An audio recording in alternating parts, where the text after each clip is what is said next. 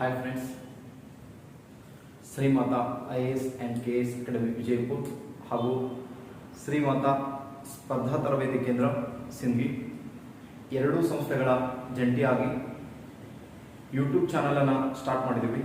So ಆ YouTube ಮೂಲಕ ತಾವು ಸಾಕಷ್ಟು ಈಗಾಗಲೇ ವಿಡಿಯೋಗಳನ್ನು ವೀಕ್ಷಣೆ ಮಾಡಿದ್ದೀರಾ ಹಾಗೂ ಲೈವ್ ಕ್ಲಾಸನ್ನು ನೋಡ್ತಾ ಇದ್ದೀರಾ.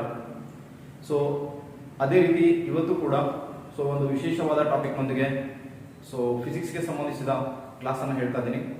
ಇವತ್ತಿನ ಒಂದು ಕ್ಲಾಸ್ ಯಾವುದು ಅಂದರೆ ಶಬ್ದವನ್ನು ಕುರಿತು ನೋಡ್ಕೊತಾ ಹೋಗೋಣ. ಸೊ ಶಬ್ದ ಆರ್ ಸೌಂಡ್ ಅಂತ ನೋಡ್ತೀವಿ. ಸರ್, ಶಬ್ದ ಅಂದ್ರೆ ಏನು? ಯಾರಾದ್ರೂ ಹೇಳ್ತೀರಾ? ಶಬ್ದ ಅಂದ್ರೆ ಏನು? ವಸ್ತುವಿನ ಕಂಪನದಿಂದ ಏನಾಗ್ತದ ಶಬ್ದೋತ್ಪತ್ತಿಗೊಳ್ಳುತ್ತೆ ಅಂತ ನೋಡ್ತೀವಿ. ಶಬ್ದದ ಅಲೆಗಳನ್ನ ನಾವು ಮೆಕ್ಯಾನಿಕಲ್ ವೇವ್ಸ್ ಅಂತ ಕರಿತೀವಿ. ಸೊ ಆ ಮೆಕ್ಯಾನಿಕಲ್ ವೇವ್ಸ್ ಅಲ್ಲಿ ನಾವು ಮತ್ತೆ ಕ್ಲಾಸಿಫಿಕೇಶನ್ ಮಾಡ್ಕೊಂಡಾಗ ಇವುಗಳನ್ನ ಲಾಂಗಿಟ್ಯೂಡ್ಸ್ ವೇವ್ಸ್ ಅಂತ ಕೂಡ ಕರಿತೀವಿ. ಸರ್, ಏನಂತ ಕರಿತೀವಿ? ಲಾಂಗಿಟ್ಯೂಡ್ಸ್ ವೇವ್ಸ್ ಅಂತ ಕರಿತೀವಿ. ಸೊ ಶಬ್ದ ಅಂತಂದ್ರೆ ಕಂಪನದ ಮೂಲಕ ನಡೀತದ ಆ ವ್ಯಾಬರೇಷನ್ ಅಂತ ಕರಿತೀವಿ. ಸರ್, ವ್ಯಾಬ್ರೇಷನ್ ಮೂಲಕ ಉತ್ಪತ್ತಿಯಾಗುವ ಈ ಒಂದು ಲಾಂಗಿಟ್ಯೂಡ್ ವೇವ್ಸ್ ಮೂಲಕ ಅದೇನಾಗತ್ತೆ ಪ್ರಸರಣಗೊಳ್ಳುತ್ತೆ ಅಂತ ನೋಡ್ತೀವಿ. ಸರ್, ಸೊ ಹಾಗಾದ್ರೆ ಶಬ್ದ ಅಂತಂದಾಗ ನಮ್ಗೆ ಮೋಸ್ಟ್ ಇಂಪಾರ್ಟೆಂಟ್ ಆಗಿ ಗೊತ್ತಾಗಬೇಕಾಗಿದ್ದು ಏನಂತ ಕೇಳಿದ್ರೆ ಶಬ್ದವನ್ನ ಕುರಿತು ಅಧ್ಯಯನ ಮಾಡುವ ಶಾಸ್ತ್ರ ಅಂತ ಕೇಳ್ತಾನೆ. ಸರ್, ಶಬ್ದವನ್ನ ಕುರಿತು ಅಧ್ಯಯನ ಮಾಡುವ ಶಾಸ್ತ್ರಕ್ಕೆ ಏನೆಂದು ಕರೆಯುತ್ತೇವೆ? ವೆರಿ ಗುಡ್, ಅಕಾಸ್ಟಿಕ್ಸ್ ಅಂತ ಕರಿತೀವಿ. ಸರ್, ಶಬ್ದವನ್ನ ಕುರಿತು ಅಧ್ಯಯನ ಮಾಡುವುದಕ್ಕೆ ಏನು ಕರಿತೀವಿ? ಅಕಾಸ್ಟಿಕ್ಸ್ ಅಂತ ಕರಿತೀವಿ. ಹಾಗೆ ಭಾಷೆಗಳ ಕುರಿತು ಅಧ್ಯಯನ ಮಾಡುವುದಕ್ಕೆ ಭಾಷೆಗಳ ಕುರಿತು ಅಧ್ಯಯನ ಮಾಡುವುದಕ್ಕೆ ಲಿಂಗ್ವಿಸ್ಟಿಕ್ಸ್ ಅಂತ ಕರಿತೀವಿ. ಸರ್, ಏನಂತ ಕರಿತೀವಿ? ಲಿಂಗ್ವಿಸ್ಟಿಕ್ಸ್ ಅಂತ ಕರಿತೀವಿ. ಸುಮ್ಮನೆ ಇವು ಡೈರೆಕ್ಟ್ ಕ್ವಶನ್ಸ್ ಕೇಳ್ತಾ ಇರ್ತಾನೆ. ಶಬ್ದ ಅಂದಾಗ, ಭಾಷೆ ಅಂದಾಗ ತಕ್ಷಣ ನಿಮಗೆ ಗೊತ್ತಿರಬೇಕಾದಂತ ಕೆಲವು ಕಾನ್ಸೆಪ್ಟ್ಗಳು ಅಂತ ನೋಡ್ತೀವಿ. ಸರ್, ಹಾಗಾದ್ರೆ ಶಬ್ದ ಅಂದ್ರೆ ಮತ್ತು ಬೆಳಕು ಈ ಎರಡಕ್ಕೂ ಅಪ್ಲೈಡ್ ಆಗಿ ಕ್ವಶನ್ಸ್ ಅನ್ನ ಕೇಳ್ತಿರ್ತಾನೆ. ಸರ್, ಅವಾಗ ಶಬ್ದ ಮತ್ತು ಬೆಳಕು. ಸೊ ನೋಡಿ, ಬೆಳಕಿನ ವಿಶೇಷತೆ ಏನು ಅಂತಂದ್ರೆ ಮಾಧ್ಯಮ ಇರಬಾರ್ದು. ಸರ್, ನಿರ್ವಾತದಲ್ಲಿ ಭಾರಿ ವೇಗವಾಗಿ ಬೆಳಕು ಚಲಿಸುತ್ತೆ ಅಂತ ಹೇಳಿದೆ ಲಾಸ್ಟ್ ಚಾಪ್ಟರ್ ಹೇಳುವಾಗ, ಬೆಳಕು ಹೇಳುವಾಗ. ಸೊ ಏನಂತಂದ್ರೆ ನಿರ್ವಾತದಲ್ಲಿ ಬೆಳಕಿನ ವೇಗ 2,99,792.458 ಕಿಲೋಮೀಟರ್ ಪರ್ ಸೆಕೆಂಡ್ ಅಂತ ಹೇಳಿದೆ. ಸೊ 1 ಸೆಕೆಂಡ್ಗೆ ಅಷ್ಟು ವೇಗವಾಗಿ ಓಡತಕ್ಕಂಥ ಬೆಳಕು ಮಾಧ್ಯಮದ ಸಾಂದ್ರತೆ ಹೆಚ್ಚಾದಷ್ಟು ಬೆಳಕಿನ ವೇಗ ಏನಾಗೋದು ಬರ್ತದೆ ಹೇಳಿದೆ? ಡಿಕ್ರೀಸ್ ಆಗೋದು ಬರುತ್ತಾ ಅಂತ ಹೇಳಿದೆ. ಆದ್ರೆ ಅದಕ್ಕಿದು ತದ್ವಿರುದ್ಧ. ಶಬ್ದ ಅಂದಾಗ ಕಂಪಲ್ಸರಿ ಆಗಿ ಶಬ್ದದ ಅಲೆಗಳು ಚಲಿಸಬೇಕಾದ್ರೆ ಒಂದು ಮಾಧ್ಯಮದ ಅವಶ್ಯಕತೆ ಇದೆ. ಮಾಧ್ಯಮ ಇಲ್ಲದೆ ಶಬ್ದವು ಚಲಿಸುವುದಿಲ್ಲ ಅಂತ ನೋಡ್ತೀವಿ. ಶಬ್ದ ಅಂತಂದ್ರೆ ಶಬ್ದ ಚಲಿಸಬೇಕಾದ್ರೆ ಕಂಪಲ್ಸರಿ ಆಗಿ ಏನಿರಬೇಕು? ಒಂದು ಮಾಧ್ಯಮ ಅವಶ್ಯಕತೆ ಇದೆ. ಮಾಧ್ಯಮವಿಲ್ಲದೆ ಶಬ್ದ ಚಲಿಸುವುದಿಲ್ಲ ಅಂತ ನೋಡ್ತೀವಿ. ಸಾಮಾನ್ಯವಾಗಿ ನಾವು ಚಂದ್ರಲೋಕದಲ್ಲಿ ಹೋಗಿ ಮಾತನಾಡಲು ಸಾಧ್ಯವಿಲ್ಲ ಏಕೆಂದರೆ ಅಂತ ಕ್ವಶನ್ ಕೇಳೋಣ. ಸರ್, ಸಾಮಾನ್ಯವಾಗಿ ನಾವು ಚಂದ್ರಲೋಕದಲ್ಲಿ ಹೋಗಿ ನಿಂತು ಮಾತನಾಡಲು ಸಾಧ್ಯವಿಲ್ಲ. ಕಾರಣ ಅಂತ ಕೇಳಿದ್ರೆ ಚಂದ್ರಲೋಕದಲ್ಲಿ ಏನಿಲ್ಲ? ಸರ್, ಚಂದ್ರಲೋಕದಲ್ಲಿ ವಾಯುಮಂಡಲವಿಲ್ಲ ಅಥವಾ ವಾತಾವರಣವಿಲ್ಲ. ಹಾಗಾಗಿ ನಾವು ಮಾತನಾಡಿದ ಶಬ್ದ ಏನಾಗಲ್ಲ? ಚಲಿಸುವುದಿಲ್ಲ ಅಂತ ನೋಡ್ತೀವಿ. ಸರ್, ಪರಸ್ಪರ ಎದುರ ಮಾತಾಡಿದ್ರೆ ಏನು ಕೇಳಲ್ಲ. ಸರ್, ಇನ್ನೂ ಕ್ವಶನ್ ಕೇಳ್ತಾನೆ, ಶಬ್ದದ ಮಾಧ್ಯಮದ ಸಾಂದ್ರತೆ ಹೆಚ್ಚಾದಷ್ಟು ಅಂತ ಕೇಳ್ತಾನೆ. ಸರ್, ಸಾಂದ್ರತೆ ಹೆಚ್ಚಾದಷ್ಟು ಶಬ್ದದ ವೇಗ ಕೂಡ ಹೆಚ್ಚಾಗುತ್ತೆ. ಮಾಧ್ಯಮದ ಸಾಂದ್ರತೆ ಹೆಚ್ಚಾದಷ್ಟು ಶಬ್ದದ ವೇಗ ಏನಾಗ್ತದ್ರಿ? ಹೆಚ್ಚಾಗತ್ತ ಅಂತ ನೋಡ್ತೀವಿ. ಉದಾಹರಣೆಗೆ ಸಾಮಾನ್ಯವಾಗಿ ಗಾಳಿಯಲ್ಲಿ ನಿರ್ವಾತದಲ್ಲಿ ಅಂತೂ ಶಬ್ದ ಚಲಿಸಲ್ಲ ಅಂತ ಹೇಳಿದೆ. ಈಗ ವ್ಯಾಕ್ಯೂಮ್ ಪ್ಲೇಸ್ ಅಲ್ಲಿ ಶಬ್ದ ಚಲಿಸಲ್ಲ. ಆದ್ರೆ ಗಾಳಿಯಲ್ಲಿ ಸಾಮಾನ್ಯವಾಗಿ 20-25 ಡಿಗ್ರಿ ಸೆಲ್ಸಿಯಸ್ ಗಾಳಿ ಇರುತ್ತೆ. ಈ ಕೊಠಡಿಯ ತಾಪಮಾನ, ಈ ತಾಪಮಾನದಲ್ಲಿ 340ರಿಂದ 60 ಕಿಲೋಮೀಟರ್ ಪರ್ ಸೆಕೆಂಡ್ ಓಡುತ್ತೆ. ಎಷ್ಟು ಓಡ್ತದೆ? 340ರಿಂದ 60 ಕಿಲೋಮೀಟರ್ ಪರ್ ಸೆಕೆಂಡ್ ಓಡುತ್ತೆ. ಇಲ್ಲಿ ಟೆಂಪರೇಚರ್ ನ ಅನುಸರಿಸಿರುತ್ತದೆ ಅಂತ ನೋಡ್ತೀವಿ. ಸರ್, ಮಾಧ್ಯಮದ ಸಾಂದ್ರತೆ ಹೆಚ್ಚಾದಷ್ಟು ಶಬ್ದದ ವೇಗ ಏನಾಗ್ತದೆ? ಹೆಚ್ಚುತ್ತಾ ಹೋಗುತ್ತದೆ. ಅದೇ ರೀತಿ ನೆಕ್ಸ್ಟ್ ಕಾನ್ಸೆಪ್ಟ್ ಅನ್ನ ಕೇಳ್ತಾನೆ ಏನಂತಂದ್ರೆ, ಸೊ ಗಾಳಿಯಲ್ಲಿ ಆಯ್ತು, ಈಗ ಅದೇ ನೀರಿನಲ್ಲಿ ಅಂತ ಕೇಳಿದ್ರೆ, ಸೊ 1500ರಿಂದ 540ರಿಂದ 50 ತನಕ ಓಡುತ್ತೆ ಸರ್. ನೀರಿನ ಸಾಂದ್ರತೆಗೆ ಅನುಗುಣವಾಗಿ ಓಡುತ್ತೆ. ಸಾಮಾನ್ಯವಾಗಿ 1.5 ಕಿಲೋಮೀಟರ್ ಪರ್ ಸೆಕೆಂಡ್ ಅಂತ ಕರಿತೀವಿ ಸರ್. ಸಾಮಾನ್ಯವಾಗಿ ನೀರಿನಲ್ಲಿ 1.5 ಕಿಲೋಮೀಟರ್ ಅಥವಾ 1500 ಮೀಟರ್ ಪರ್ ಸೆಕೆಂಡ್ ಓಡುತ್ತೆ ಅಂತ ನೋಡ್ತೀವಿ.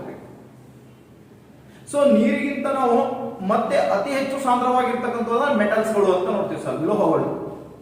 ಆ ಲೋಹಗಳಲ್ಲಿ ಅತ್ಯಂತ ಭಾರವಾದ ಸೊ ಅತಿ ವೇಗವಾಗಿ ಓಡೋದು ಯಾವ್ದ್ರಾಗ ಅಂತ ಕೇಳಿದ್ರೆ ಅಲ್ಯೂಮಿನಿಯಂ ಅಲ್ಲಿ ಸರ್. 6000 ಮೀಟರ್ಗಿಂತ ಹೆಚ್ಚು ವೇಗದಲ್ಲಿ ಚಲಿಸುತ್ತೆ ಅಂತ ನೋಡ್ತೀವಿ. ಅದಾದ್ಮೇಲೆ ನಿಕ್ಕಲ್ ಅಲ್ಲಿ, ಅದಾದ್ಮೇಲೆ ಸ್ಟೀಲ್ ಅಲ್ಲಿ, ಅದಾದ್ಮೇಲೆ ಕಬ್ಬಿಣದಲ್ಲಿ, ಹೀಗೆ ಶಬ್ದ ಸಾಂದ್ರತೆಗೆ ಅನುಗುಣವಾಗಿ ಏನ್ ಮಾಡುತ್ತೆ, ಟ್ರಾವೆಲ್ ಮಾಡ್ಕೊತ ಹೋಗುತ್ತಾ ಅಂತ ನೋಡ್ತೀವಿ. ಅದೇ ಸಾಮಾನ್ಯವಾಗಿ ಗಾಳಿ ಇದೆ, ಗಾಳಿಯಲ್ಲಿ ಅನಿಲಗಳಲ್ಲಿ ಅತಿ ವೇಗ ಅಂತ ಕೇಳಿದ್ರೆ ಸೊ ಹೈಡ್ರೋಜನ್ ಅಲ್ಲಿ ಅಂತ ನೋಡ್ತೀವಿ ಸರ್. ಅತಿ ವೇಗವಾಗಿ ಎದರಲ್ಲಿ ಚಲಿಸುತ್ತೆ, ಹೈಡ್ರೋಜನ್ ಅಲ್ಲಿ. ಎರಡನೇದು ಹೀಲಿಯಂ ಅಲ್ಲಿ ಚಲಿಸುತ್ತೆ ಅಂತ ನೋಡ್ತೀವಿ ಸರ್. ಅರ್ಥ ಆಯ್ತ್ರಿ? ಸೊ ಗಾಳಿಯಲ್ಲಿ ಅತಿ ವೇಗ ಅಂತ ಕೇಳಿದ್ರೆ, ಅನಿಲಗಳಲ್ಲಿ ಅತಿ ವೇಗ ಅಂತ ಕೇಳಿದ್ರೆ, ಅನಿಲಗಳಲ್ಲಿ ಅತಿ ವೇಗವಾಗಿ ಚಲಿಸೋದು ಇದರಲ್ಲಿ ಅಂತ ಕೇಳಿದ್ರೆ ಎದ್ರಾಗ ಹೇಳ್ಬೇಕ್ರಿ? ಹಾ, ಸೊ ಹೈಡ್ರೋಜನ್ ಅಥವಾ ಜಲಜನಕದಲ್ಲಿ ಅಂತ ನೋಡ್ತೀವಿ. ಎರಡನೇ ಹೆಚ್ಚು ಹೀಲಿಯಂ ಅಲ್ಲಿ ಚಲಿಸುತ್ತೆ ಅಂತ ನೋಡ್ತೀವಿ. ಸೊ ಘನಗಳಲ್ಲಿ ಅಂತ ಕೇಳಿದ್ರೆ ಸೊ ಅಲ್ಯೂಮಿನಿಯಂ, ನಿಕ್ಕಲ್, ಸೊ ಅದಾದ್ಮೇಲೆ ನೆಕ್ಸ್ಟ್ ಯಾವ್ದು ಬರುತ್ತೆ, ಸ್ಟೀಲ್ ಅಂತ ನೋಡ್ತೀವಿ. ಒಂದ್ 2-3 ಸೀಕ್ವೆನ್ಸ್ ಕೊಡ್ತಾನೆ, ಸೊ ಕ್ವಶನ್ ಕೇಳ್ತಾನೆ ಎದ್ರಾಗ ಹೋಗುತ್ತೆ, ಹೇಗೆ ಹೋಗುತ್ತೆ, ಹೆಂಗಿಲ್ಲ ಅಂತ.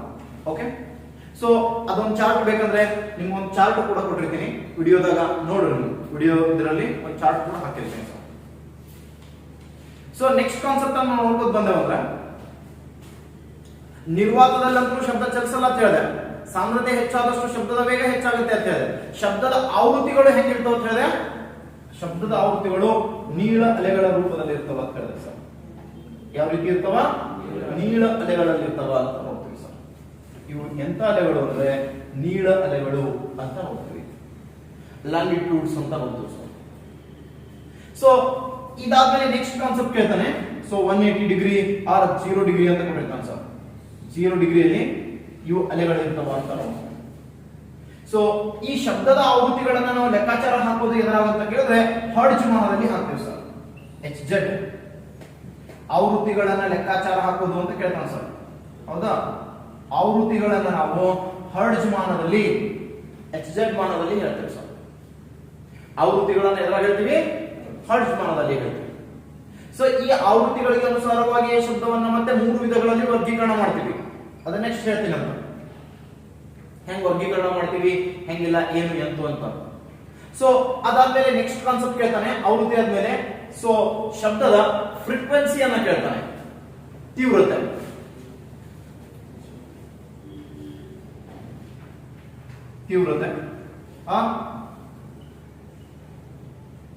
ಫ್ರೀಕ್ವೆನ್ಸಿ, ತೀವ್ರತೆ ಅಥವಾ ಫ್ರೀಕ್ವೆನ್ಸಿ ಅಂತ ನೋಡ್ತೀವಿ ಸರ್. ಈ ಶಬ್ದದ ತೀವ್ರತೆ ಅಥವಾ ಫ್ರೀಕ್ವೆನ್ಸಿ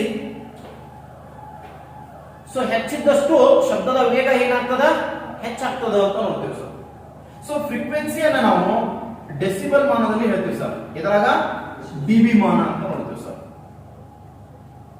ಡಿಬಿ, ಡೆಸಿಬಲ್ ಅಂತ ನೋಡ್ತೀವಿ. ಸೊ ಎದ್ರಾಗ ಹೇಳ್ತೀವಿ, ಇದನ್ನ ಡೆಸಿಬಲ್ ದಾಗ ಹೇಳ್ತೀವಿ ಅಂತ ನೋಡ್ತೀವಿ ಸರ್. ಡೆಸಿಬಲ್ ಮಾನದಲ್ಲಿ ಹೇಳ್ತಾರೆ. ಸೊ ಒಂದ್ ಕಾನ್ಸೆಪ್ಟ್ ನಿಮ್ಗೆ ಗೊತ್ತಿರಲಿ. ಸೊ ಡೆಸಿಬಲ್ ಅಂದಾಗ ಸೊ ಶಬ್ದದ ತೀವ್ರತೆ ಹೆಚ್ಚಾದಷ್ಟು ಡೆಸಿಬಲ್ ಏನಾಗ್ತದ, ಹೆಚ್ಚಾಗ್ತಾ ಹೋಗ್ತದ. ಹಾಗಾದ್ರೆ ಡೆಸಿಬಲ್ ಸುಮ್ಮನೆ ಕಾಮನ್ ಆಗಿ ಹೇಳಿದ್ರೆ ಸಾಮಾನ್ಯವಾದ ನಿಮ್ಮ ಉಸಿರಾಟ ಇರ್ತದೆ ಸರ್. ಸಾಮಾನ್ಯವಾಗಿ ಬ್ರೀತ್ ಮಾಡ್ತಾ ಇರ್ತೀರಾ. ಸೊ ಅದು ಎಷ್ಟು ಡೆಸಿಬಲ್ ಅಂದ್ರೆ 10 ಡೆಸಿಬಲ್ ಇರ್ತದೆ ಸರ್. ಸಾಮಾನ್ಯ ಉಸಿರಾಟ. ಸೊ ನೀವು ಪಿಶು ಮಾತಾಡ್ತಿರ್ತಾರೆ ನೋಡಿರ್ಬೇಕು, ಹಳ್ಳ್ಯಾಗ ಮುದುಕಿಯರು ಅಥವಾ ಹೆಣ್ಮಕ್ಳು ಕೂತ್ ಮಾತಾಡ್ತಿರ್ತಾರೆ ಪಕ್ಕದ ಮನೆಯವ್ರದೇ. ಸೊ ಅದು ಎಷ್ಟು ಇರ್ತಂದ್ರ 20 ಡೆಸಿಬಲ್ ಇರ್ತದೆ ಸರ್. ಹಾ ಸರ್, ಪಿಸು ಮಾತು ಅಂತ ಕರೀತೀವಿ. ಪಿಸು ಮಾತು, ಗಂಡ ಹೆಂಡತಿ ಮಾತಾಡೋದು ಅಥವಾ ಪಕ್ಕದ ಮನೆಯವ್ರ ವಿಚಾರಣೆ. ಸೊ ಹೆಣ್ಮಕ್ಳು ಕೂತ್ ಮಾತಾಡ್ತಿರ್ತಾರೆ, ಅದನ್ನ ಪಿಸು ಮಾತು ಅಂತ ಕರಿತೀವಿ. ಅದು ಎಷ್ಟಿರ್ತದ? 20 ಡೆಸಿಬಲ್ ಇರ್ತದೆ. ಸಾಮಾನ್ಯವಾಗಿ ನೀವು ಮಾತನಾಡುವ ಮಾತು ಅಂತ ಕೇಳಿದ್ರೆ ಸೊ 60ರಿಂದ 65 ಸೊ ಡೆಸಿಬಲ್ ಸಾಮಾನ್ಯ ಮಹತ್ವ ಅಂತ ನೋಡ್ತೀವಿ ಸರ್. ಸಾಮಾನ್ಯ ಮಹತ್ವ, ಸಾಮಾನ್ಯವಾಗಿರ್ತಕ್ಕಂಥ ಮಾತುಗಳು. ಸೊ ಅದೇ ಟ್ರಾಫಿಕ್ಗಳಲ್ಲಿ, ಸಂತೆಗಳಲ್ಲಿ, ಜಾತ್ರೆಗಳಲ್ಲಿ ಅಂತ ಕೇಳ್ತಾನೆ. ಸೊ 70 ರಿಂದ 75 ಡೆಸಿಬಲ್ ಇವು ಇರ್ತಾವ ಸರ್. 70 ರಿಂದ 75 ಡೆಸಿಬಲ್ ಸಂತೆ, ಜಾತ್ರೆ, ಟ್ರಾಫಿಕ್ಗಳಲ್ಲಿ ಸಂತೆ, ಜಾತ್ರೆ, ಟ್ರಾಫಿಕ್ಗಳಲ್ಲಿ ಇಷ್ಟಿರ್ತದೆ ಅಂತ ನೋಡ್ತೀವಿ ಸರ್. ಸೊ ಕಾರ್ಖಾನೆಯ ದೂರದಲ್ಲಿ ಕಾರ್ಖಾನೆ ಅದು ಅಂತ ಕೇಳ್ತಾನೆ ಸರ್. 80 ರಿಂದ 85 ಡೆಸಿಬಲ್ ತನಕ ಇರ್ತದೆ ಸರ್. ಸೊ 200 ಮೀಟರ್ ಅಥವಾ 100 ಮೀಟರ್ ದೂರದಲ್ಲಿ ಕಾರ್ಖಾನೆಯ ಸೌಂಡ್ ಅಂತ ಕೇಳ್ತಾನೆ ಸರ್. ಅಥವಾ ಸಿನಿಮಾ ಥಿಯೇಟರ್ಗಳಲ್ಲಿನ ಸೌಂಡ್, ಸಾಮಾನ್ಯವಾದ ಸೌಂಡ್ ಎಷ್ಟು ಇರ್ತಂದ್ರ ಸೊ 80 ರಿಂದ 85 ಸೌಂಡ್ ಇರ್ತದೆ ಸರ್. ಸರ್ ಸಿನಿಮಾ ಥಿಯೇಟರ್ಗಳಲ್ಲಿ ಸಂಭಾಷಣೆ ನಡೆದಾಗ ಸರ್, ಮತ್ತೆ ಸಾಂಗ್ ಆಫ್ ಫೈಟ್ ನಡೆದಾಗ 110 ರಿಂದ 120 ಡೆಸಿಬಲ್ ತನಕ ಇರ್ತದೆ ಸರ್. ಸಾಂಗ್ ಬಿತ್ತಂದ್ರ ಸೌಂಡ್ ನೋಡಿ ಎಷ್ಟು ಹೊರಗೆ ಕೇಳ್ತಿರ್ತದಲ್ಲ ಥಿಯೇಟರ್ ಬಿಟ್ಟು. ಸೊ ಅದಾದ್ಮೇಲೆ ಫೈಟ್ ನಡೀತಂದ್ರೆ ಹೆಚ್ಚು ಕೇಳ್ತದೆ ಸರ್. ಅವಾಗ 100 ಮೇಲೆ ಇರ್ತದೆ ಸರ್ ಸೌಂಡ್. ಹೌದಾ? ಸಾಮಾನ್ಯವಾಗಿ ಥಿಯೇಟರ್ಗಳಲ್ಲಿ ಸಂಭಾಷಣೆ ಅಥವಾ ಕೈಗಾರಿಕಾ ವಲಯದಲ್ಲಿ ಅಂತ ನೋಡ್ತೀವಿ. ಸೊ 85 ಅಥವಾ 90ಕ್ಕಿಂತ 85 ರಿಂದ 90ಕ್ಕಿಂತ ಹೆಚ್ಚಿನ ಆವೃತ್ತಿಯ ಸೌಂಡ್ಗಳು ಅಂತ ಕೇಳ್ತಾನೆ. ಹೆಚ್ಚಿನ ಆವೃತ್ತಿಯ ಸೌಂಡ್ಗಳು ಏನಂತಂದ್ರೆ ಸೊ ಅಪಾಯಕಾರಿ ಶಬ್ದಗಳು ಅಂತ ನೋಡ್ತೀವಿ ಸರ್. ಅವುಗಳನ್ನ ಕೇಳಬಾರ್ದು, ಹೆಚ್ಚಿನ ಆವೃತ್ತಿ ಶಬ್ದಗಳು ಅಂತ ನೋಡ್ತೀವಿ. ಅವು ದೇಹಕ್ಕೆ ಅಪಾಯಕಾರಿಯಾಗಿರ್ತವ ಅಂತ ನೋಡ್ತೀವಿ sir. This is one concept ಅಂತ ಗೊತ್ತಾಯ್ತು. ಸೊ ಡೆಸಿಬಲ್ ಮಾನದಲ್ಲಿ ಸೊ ತೀವ್ರತೆಯನ್ನ ನಾವು ಹೇಳ್ತೀವಿ ಅಂತ. ಹಾಗಾದ್ರೆ ಸಾಮಾನ್ಯವಾಗಿ ಒಂದು ಕ್ವಶನ್ ಕೇಳ್ತಾ ಇದ್ದಾನೆ PSI ಅಲ್ಲಿ, KS ಅಲ್ಲಿ. ಏನ್ ಕೇಳ್ತಾನಂದ್ರೆ ಸಾಮಾನ್ಯವಾಗಿ ಸೊ ಹುಡುಗರು ಮಾತನಾಡುವ ಶಬ್ದಕ್ಕಿಂತ ಹುಡುಗಿಯರ ಮಾತನಾಡುವ ಶಬ್ದದ ಸೊ ಅತಿ ದೂರಕ್ಕೆ ಹೋಗುತ್ತದೆ ಮತ್ತು ಇಂಪಾಗಿರುತ್ತದೆ, ಕಾರಣ ಏನು ಅಂತ ಕೇಳ್ತಾನೆ ಸರ್. ಹುಡುಗಿಯರ ಚಿರಿದ್ರೆ 1.5 ಕಿಲೋಮೀಟರ್ ದೂರ ಹೋಗ್ತದೆ ಸರ್. ಆದ್ರೆ ಹುಡುಗರು ಬಬ್ಬಿ ಹೊಡೆದ್ರ ಸೊ 500 ಮೀಟರ್ ಒಳಗೆ ಸರ್. ಯಾಕ ಅಂತ ಕೇಳ್ತಾನೆ. ಸೊ ಆ ಹುಡುಗಿಯರ ಶಬ್ದದ ಆವೃತ್ತಿ, ಆವೃತ್ತಿ ಸೊ ಅಥವಾ ಸೊ ತೀವ್ರತೆ ಅಥವಾ ಪಿಚ್ ಅಂತ ಕರೀತಾನೆ ಸರ್. PICH ಅಂತ ಕರೀತಾನೆ, ಪಿಚ್. ಸೊ ಪಿಚ್ ಅಥವಾ ಆವೃತ್ತಿ ಅಥವಾ ಸೊ ಏನ್ ಹೆಚ್ಚಿರ್ತದೆ ಅದರದ್ದು ಸರ್ ಹುಡುಗಿಯರ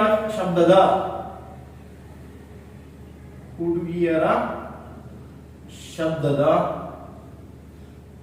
ಪಿಚ್ ಅಥವಾ ಶಾರ್ಪ್ನೆಸ್ ಅಂತ ಕರೀತಾನೆ ಸರ್. ಪಿಚ್ ಆರ್ ಶಾರ್ಪ್ನೆಸ್, ಶಬ್ದದ ಪಿಚ್ ಅಥವಾ ಶಾರ್ಪ್ನೆಸ್ ಏನಿರ್ತದೆ ಅಂತ ಕೇಳಿದ್ರೆ ಹೆಚ್ಚಾಗಿರುತ್ತೆ ಅಥವಾ ತೀವ್ರತೆ ಹೆಚ್ಚಾಗಿರುತ್ತೆ. ಇದು ಕೊಟ್ಟಿರ್ಲಿಲ್ಲ ಅಂದ್ರೆ ಆಪ್ಷನ್ ಏನ್ ಕೊಟ್ಟಿರ್ತಾರೆ ಗೊತ್ತೇನು? ಸ್ಥಾಯಿ ತೀವ್ರತೆ ಅಥವಾ ಸ್ಥಾಯಿ ಹೆಚ್ಚಾಗಿರುತ್ತದೆ ಅಂತ ಕೊಟ್ಟಿರ್ತಾರೆ. ಫ್ರೀಕ್ವೆನ್ಸಿ ಅಥವಾ ಸ್ಥಾಯಿ ಹೆಚ್ಚಾಗಿರುತ್ತೆ ಅಂತ ನೋಡ್ತೀವಿ ಸರ್. ಸೊ ಇಂಗ್ಲಿಷ್ ನ ಕೊಟ್ಟಿದ್ರೆ ಪಿಚ್ ಅಥವಾ ಶಾರ್ಪ್ನೆಸ್ ಅಂತ ಕೊಟ್ಟಿರ್ತಾನೆ. ಪಿಚ್ ಅಥವಾ ಶಾರ್ಪ್ನೆಸ್ ಹೆಚ್ಚಾಗಿರುತ್ತೆ ಆ ಸೌಂಡ್ ಅಂತ ನೋಡ್ತೀವಿ. ಹಂಗಾಗಿ ಅದು ಮೆಲೋಡಿಯಸ್ ಆಗಿರೋದು ಕೂಡ ಸೊ ಮತ್ತು ಬಹಳ ದೂರದವರೆಗೆ ಚಲಿಸುತ್ತೆ ಅಂತ ನೋಡ್ತೀವಿ ಸರ್. ಅರ್ಥ ಆಗತ್ತೆ? So very good. ಸೊ ಇದಾದ್ಮೇಲೆ ನೆಕ್ಸ್ಟ್ ನಮ್ಗೆ ಶಬ್ದದ ಮೇಲೆ ಕೇಳ್ತಕ್ಕಂಥ ಕಾನ್ಸೆಪ್ಟ್ ಯಾವುದು ಅಂತ ಕೇಳಿದ್ರೆ ಸೊ ಶಬ್ದದ ಆವೃತ್ತಿಗಳಿಗೆ ಅನುಸಾರವಾಗಿ ಶಬ್ದವನ್ನ ನಾವು ಏನ್ ಮಾಡ್ತೀವಿ? ಕ್ಲಾಸಿಫಿಕೇಶನ್ ಮಾಡ್ಕೊಂಡು ಹೋಗ್ತೀವಿ ಸರ್. ಅದಕ್ಕಿಂತ ಮುಂಚೆ ಶಬ್ದದ ಒಂದು ಗುಣಲಕ್ಷಣಗಳನ್ನ ನಾವು ನೋಡ್ಕೊತ ಹೋಗೋದ್ರಲ್ಲಿ ಇನ್ನೂ ಒಂದು ಉಳಿದಿದೆ. ಸೊ ನೋಡೋದಂತ ಶಬ್ದದ ರಿಫ್ಲೆಕ್ಷನ್ ಅಂತ ನೋಡ್ತೀವಿ ಸರ್. ಪ್ರತಿಫಲನ. ಯಾವುದೇ ಒಂದು ಮಾಧ್ಯಮಕ್ಕೆ ಹೋಗಿ ಶಬ್ದದ ಅಲೆಗಳು ಹೋಗಿ ನೋಡ್ರಿ, ಶಬ್ದದ ಅಲೆಗಳು ಹೋಗಿ ಯಾವುದೇ ಒಂದು ಮಾಧ್ಯಮಕ್ಕೆ ಟಚ್ ಆದವು ಅಂತಂದ್ರ ಅದಕ್ಕೆ ಟಚ್ ಆಗಿ ಏನಾಗ್ತಾವ ಸರ್? ಮಾಧ್ಯಮಗಳು ಹೊಳೆ ರಿಫ್ಲೆಕ್ಟ್ ಆಗ್ತವೆ, ಪ್ರತಿಫಲಿಸ್ತಾವ ಅಂತ ನೋಡಿ. ಸೊ ಇದೇ ಪ್ರತಿಫಲನಗಳನ್ನ ಬಳಸಿಕೊಂಡೇ ಕೆಲವು ಪ್ರಾಣಿಗಳು ಏನ್ ಮಾಡ್ತಾವ ಅಂತ ಕೇಳಿದ್ರೆ ಸೊ ಆಹಾರವನ್ನು ಹುಡುಕುತ್ತವೆ ಅಥವಾ ಸೊ ಚಲನಾವಣೆಯನ್ನು ಮಾಡುತ್ತವೆ ಅಂತ ನೋಡ್ತೇವೆ ಸರ್. ಉದಾಹರಣೆಗೆ ನಿಶಾಚರ ಪ್ರಾಣಿಗಳು ಅಂತ ಕರಿತೀವಿ, ರಾತ್ರಿ ವೇಳೆಯಲ್ಲಿ ಚಲಿಸುವ ಪ್ರಾಣಿಗಳು ಅಂತ ಕರಿತೀವಿ. ಅಥವಾ ಜಲಚರ ಸಸ್ತನಿಗಳಾಗಿರ್ತಕ್ಕಂಥ ತಿಮಿಂಗಲ್ ಗೊತ್ತಿರ್ಬೇಕು ನಿಮ್ಗೆ. ತಿಮಿಂಗಲ್ ಮತ್ತು ಡಾಲ್ಫಿನ್, ತಿಮಿಂಗಲ್ ಮತ್ತು ಡಾಲ್ಫಿನ್ಗಳು ಸೊ ಯಾವ ತತ್ವದ ಮೇಲೆ ಆಹಾರವನ್ನು ಹುಡುಕುತ್ತವೆ ನೀರಿನಲ್ಲಿ ಅಂತ ಕೇಳ್ತಾರೆ ಸರ್. ಅವು ಕೂಡ ಪ್ರತಿಫಲನ ತತ್ವದ ಮೇಲೆ ಆಹಾರವನ್ನು ಹುಡುಕುತ್ತವೆ ಅಂತ ನೋಡ್ತೀವಿ ಸರ್. ಯಾವ ತತ್ವ? ಶಬ್ದದ ಪ್ರತಿಫಲನ ಅಂತ ನೋಡ್ತೀವಿ sir. Reflection of the sound ಅಂತ ನೋಡ್ತೀವಿ.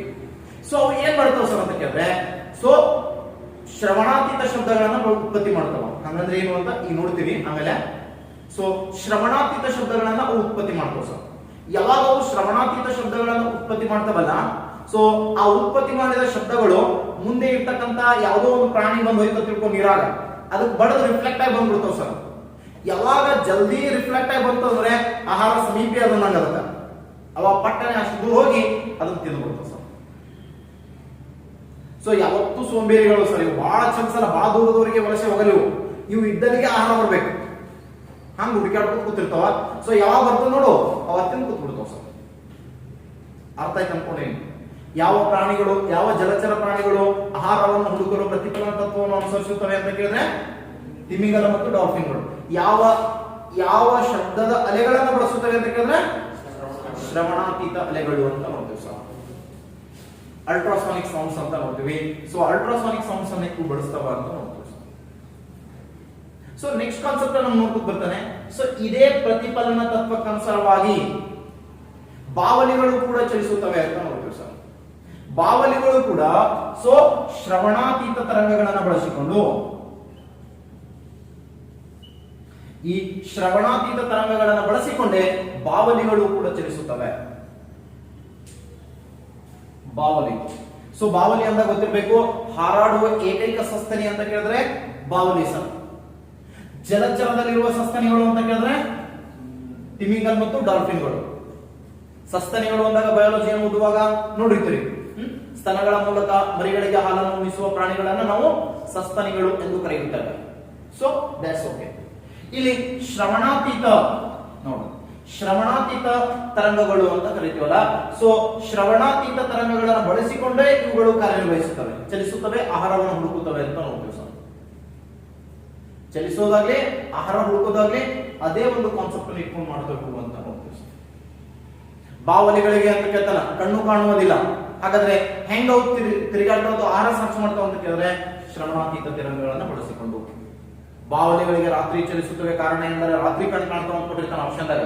ಹಂಗೇನಿಲ್ಲ ಸರ್, ರಾತ್ರಿ ಹಗಲತ್ತೆ ಕಾಣಲ್ಲ ಮತ್ತೆ ರಾತ್ರಿ ಏನ್ ಕಾಣ್ತಾವ ಅವಕ್ಕೆ. ಸೊ ಕಾಣೋದಿಲ್ಲ, ಆದ್ರೆ ಹೆಂಗ್ ಚಲಿಸ್ತಾವ ಅಂತ ಕೇಳಿದ್ರೆ ಶ್ರವಣಾತೀತ ತರಂಗಗಳನ್ನು ಬಳಸಿಕೊಂಡು ಅವುಗಳು ಸೊ ಅಪಾಯವನ್ನು ಕಂಡುಕೊಳ್ತಾವ ಅಥವಾ ಚಲಿಸುತ್ತವೆ ಅಂತ ನೋಡ್ತೀವಿ ಸರ್, ಅಥವಾ ಆಹಾರವನ್ನು ಕಂಡುಕೊಳ್ಳುತ್ತವೆ ಅಂತ ನೋಡ್ತೀವಿ. ಇದಾದ್ಮೇಲೆ ನೆಕ್ಸ್ಟ್ ಒಂದು ಕ್ವಶನ್ ಕೇಳ್ತಾನ, ಎಕೋ ಬಗ್ಗೆ ಕೇಳ್ತಾನ ಸರ್. ಸೊ ಎಕೋ ಅಥವಾ ಏನ್ ಕರಿತೀವಿ, ಪ್ರತಿ ಶಬ್ದದ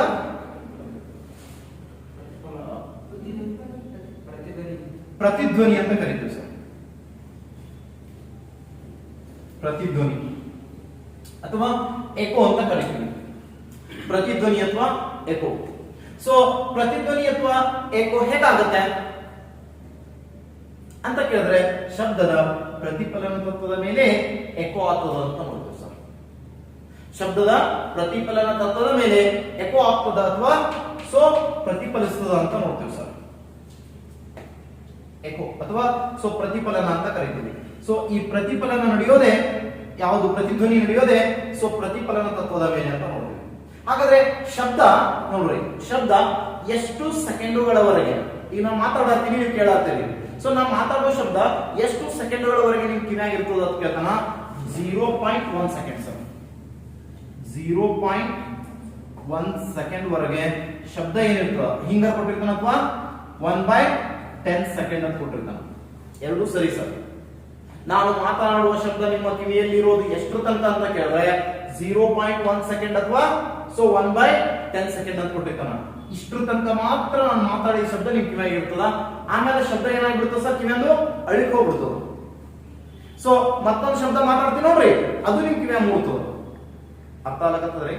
0.1 ಸೆಕೆಂಡ್ ದಾಗ ನಾ ಮಾತನಾಡಿದ ಶಬ್ದ ನಿಮ್ ಕಿವಿಯಿಂದ ಅಳಿಕ್ ಹೋಗುತ್ತೆ, ಮತ್ತೊಂದು ಶಬ್ದ ನಿಮ್ ಕಿವಿಯಾಗೆ ಮಾತಾಡುತ್ತೆ ಅಥವಾ ಕೇಳಿಸಿಕೊಳ್ಳುತ್ತೆ ಅಂತ ನೋಡ್ತೀವಿ ಸರ್. ಹಾಗಾದ್ರೆ ಈ 0.1 ಸೆಕೆಂಡ್ ದಾಗ ಶಬ್ದ ಎಷ್ಟು ದೂರ ಚಲಿಸುತ್ತೆ ಸಾಮಾನ್ಯವಾಗಿ ಗಾಳಿಯಲ್ಲಿ ಅಂತ ಕೇಳ್ತಾನೆ ಸರ್. ಸಾಮಾನ್ಯವಾಗಿ ಈ ಗಾಳಿಯಲ್ಲಿ 0.1 ಸೆಕೆಂಡ್ ಅಲ್ಲಿ ಶಬ್ದ ಚಲಿಸೋದು ಎಷ್ಟು ಅಂತ ಕೇಳಿದ್ರೆ 36 ಮೀಟರ್ ಚಲಿಸುತ್ತೆ ಸರ್. ಎಷ್ಟು ಚಲಿಸುತ್ತೆ? 36 ಮೀಟರ್ ಚಲಿಸುತ್ತೆ. ಸೊ 0.1 ಸೆಕೆಂಡ್ ಅಲ್ಲಿ ಶಬ್ದ ಎಷ್ಟು ಚಲಿಸುತ್ತೆ ಅಂತ ಕೇಳಿದ್ರೆ 36 ಮೀಟರ್ ಚಲಿಸುತ್ತೆ ಸರ್. ಸೊ 34 ಸಾಮಾನ್ಯವಾಗಿ ಎಷ್ಟು? 34 ಮೀಟರ್ ಚಲಿಸ್ತದೆ. ಸೊ 340 ಅಥವಾ 46 ಬರ್ತದೆ ಸರ್. ಸೊ ಎರಡು ಗಾಳಿಯಲ್ಲಿ. ಸೊ ಈಗ ಬನ್ನಿ 334 ಮೀಟರ್ ಚಲಿಸ್ತದ ಒಂದು ಸೆಕೆಂಡ್ಗೆ ಅಂತ ಕೇಳಿದ್ರೆ ನೋಡಿ, 1 ಸೆಕೆಂಡ್ಗೆ ಎವ್ರಿ ಸೆಕೆಂಡ್ 1 ಸೆಕೆಂಡ್ಗೆ ಎಷ್ಟು ಚಲಿಸ್ತದೆ ಅಂತ ಹೇಳಿದ್ರೆ 34 ಮೀಟರ್. ಸೊ 1 ಸೆಕೆಂಡ್ 0.1 ಸೆಕೆಂಡ್ಗೆ 34 ಮೀಟರ್ ಚಲಿಸ್ತದೆ ಅನ್ನೋದಾದ್ರೆ ಸೊ ಈ ಕಾನ್ಸೆಪ್ಟ್ ನೀವು ಅರ್ಥ ಮಾಡ್ಕೊರಿ. ಸೊ ಎಕೋ ಕೇಳಬೇಕಾದ್ರ ಅದೇ ಶಬ್ದ ಮತ್ತೊಮ್ಮೆ ಕೇಳಬೇಕಾದ್ರ 0.1 ಸೆಕೆಂಡ್ ನಂತರ ಆ ಶಬ್ದ ಮತ್ತೊಮ್ಮೆ ಕೇಳಬೇಕು. ಎಷ್ಟು ನಂತರ? 0.1 ಸೆಕೆಂಡ್ ನಂತರ ಆ ಶಬ್ದ ನಮಗೆ ಮತ್ತೆ ಹೊಳಿ ಕೇಳಿತು ಅಂದ್ರೆ ಅದು ಮತ್ತೊಂದು ಧ್ವನಿಯಾಗಿ ನಮ್ಮ ಕಿವಿ ಏನ್ ಮಾಡ್ತದ? ಗ್ರಹಿಸುತ್ತದೆ. ಈಗ ನಾ ಮಾತಾಡಿದ ತಿಳ್ಕೊರಿ, ನಾ ಮಾತಾಡೋ ಶಬ್ದ ನೇರವಾಗಿ ನಿಮ್ ಕಿವಿ ಬೀಳತ್ತವ, ಗೋಡೆ ಬಡದು ಬಂದು ನಿಮ್ ಕಿವಿ ಬೀಳಕತ್ತವ. ಸೊ ಈ ಗೋಡೆ ಮತ್ತು ಇವುಗಳ ನಡುವಿನ ಅಂತರ ಎಷ್ಟಿಲ್ಲ? 17 ಮೀಟರ್ಗಿಂತ ಕಡಿಮೆ ಸರ್. ಹಾಗಾಗಿ ಸೊ ನಾವು ಮಾತಾಡೋ ಶಬ್ದ ಮತ್ತು ಈ ಗೋಡೆಗೆ ಬಡದ ಶಬ್ದ, ಈ ಎಲ್ಲಾ ಶಬ್ದಗಳು ನಿಮ್ ಕಿವಿಯಾಗ ಒಂದೇ ಸಲ ಕೇಳಕತ್ತವ. ಇಲ್ಲಿ ಏನ್ರ ಎಕೋ ಆಗ್ತದ? ಎಕೋ ಆಗತ್ತಿಲ್ಲ. ಎಕೋ ಆಗ್ಲಕತ್ತಿಲ್ಲ ಕಾರಣ ಅಂತ ಕೇಳಿದ್ರೆ ಒಂದೇ ಸಲಕ್ಕೆ ನಿಮ್ಗೆ ಏನು ಕೇಳತ್ತದ? ನಾವು ಮಾತಾಡೋ ಶಬ್ದ ಕೇಳ್ಬಿಡ್ಲಾಗ್ತದೆ. ಮತ್ ಬಂದು ಮತ್ ಹೊಳಿ ಕೇಳಕತ್ತಿಲ್ಲ. ಅದೇ ರೂಮ್ನಾಗ ಏನು ಇರಲಿಲ್ಲ ಅಂದ್ರೆ ಎಕೋ ಆಗ್ತದ ಸರ್ ಸ್ವಲ್ಪ. ಸೊ ಯಾಕೆ ಅಂತ ಕೇಳಿದ್ರೆ ಸೊ ಶಬ್ದವನ್ನ ಗ್ರಹಿಕೆ ಮಾಡೋರು ಕಡಿಮೆ ಆಗ್ತದ. ಇಲ್ಲಿ ವಸ್ತುಗಳು ಥಿಂಗ್ಸ್ ಗಳಿವೆ, ಇಷ್ಟು ಚೇರ್ ನ ಈ ಕಡೆ ಮುಂದೆ ಇಟ್ಕೊಳ್ಳೋ ಕಾರಣ ಅಂತ ಕೇಳಿದ್ರೆ ಸೊ ಶಬ್ದ ಎಕೋ ಆಗಬಾರ್ದು ಅಂತ. ಇಲ್ಲಿರೋ ಪ್ರತಿಯೊಂದು ವಸ್ತುಗಳು ಕೂಡ ನಾವು ಮಾತನಾಡೋ ಶಬ್ದವನ್ನ ಗ್ರಹಿಸ್ತಾ ಇದೆ, ಅಬ್ಸರ್ವ್ ಮಾಡ್ಕೊತಿರ್ತಾವ ಸರ್. ಹಾಗಾಗಿ ಸೊ ಒಂದ್ ಕಾನ್ಸೆಪ್ಟ್ ಅನ್ನ ನೋಡ್ಬೋದಾದ ಎಕೋ ಆಗಬಾರ್ದು ಅಂತಂದ್ರೆ ಸೊ ಏನಿರ್ಬೇಕು? 0.1 ಸೆಕೆಂಡ್ ನಂತರ ಬರಬೇಕು. 1 ಸೆಕೆಂಡ್ ನಂತರ ಬರ್ಬೇಕಾದ್ರೆ ಸೊ ಶಬ್ದೋತ್ಪತ್ತಿ ಸ್ಥಳ ಮತ್ತು ನೋಡ್ರಿ ಒಂದು ಗೋಡೆಗೆ ಬಡೋದು ಶಬ್ದ ಬರ್ಬೇಕಂದ್ರೆ ಅವೆರಡರ ನಡುವೆ ಡಿಸ್ಟೆನ್ಸ್ ಎಷ್ಟು ಇರಬೇಕು ಅಂತ ಕ್ವಶನ್ ಕೇಳ್ತಾನೆ. ಯೂಶುವಲ್ ನಿಮ್ ಹೈಯೆಸ್ಟ್ ಕ್ವಶನ್ ಕೇಳಿದ್ರೆ ಇದೆ ಸರ್. ಶಬ್ದೋತ್ಪತ್ತಿ ಮತ್ತು ಗೋಡೆಯ ನಡುವಿನ ಅಂತರ ಕನಿಷ್ಠ 17 ಮೀಟರ್ ಇರಬೇಕು ಸರ್. ಕನಿಷ್ಠ ಎಷ್ಟು ಇರಬೇಕು? 17 ಮೀಟರ್ ಇರಬೇಕು.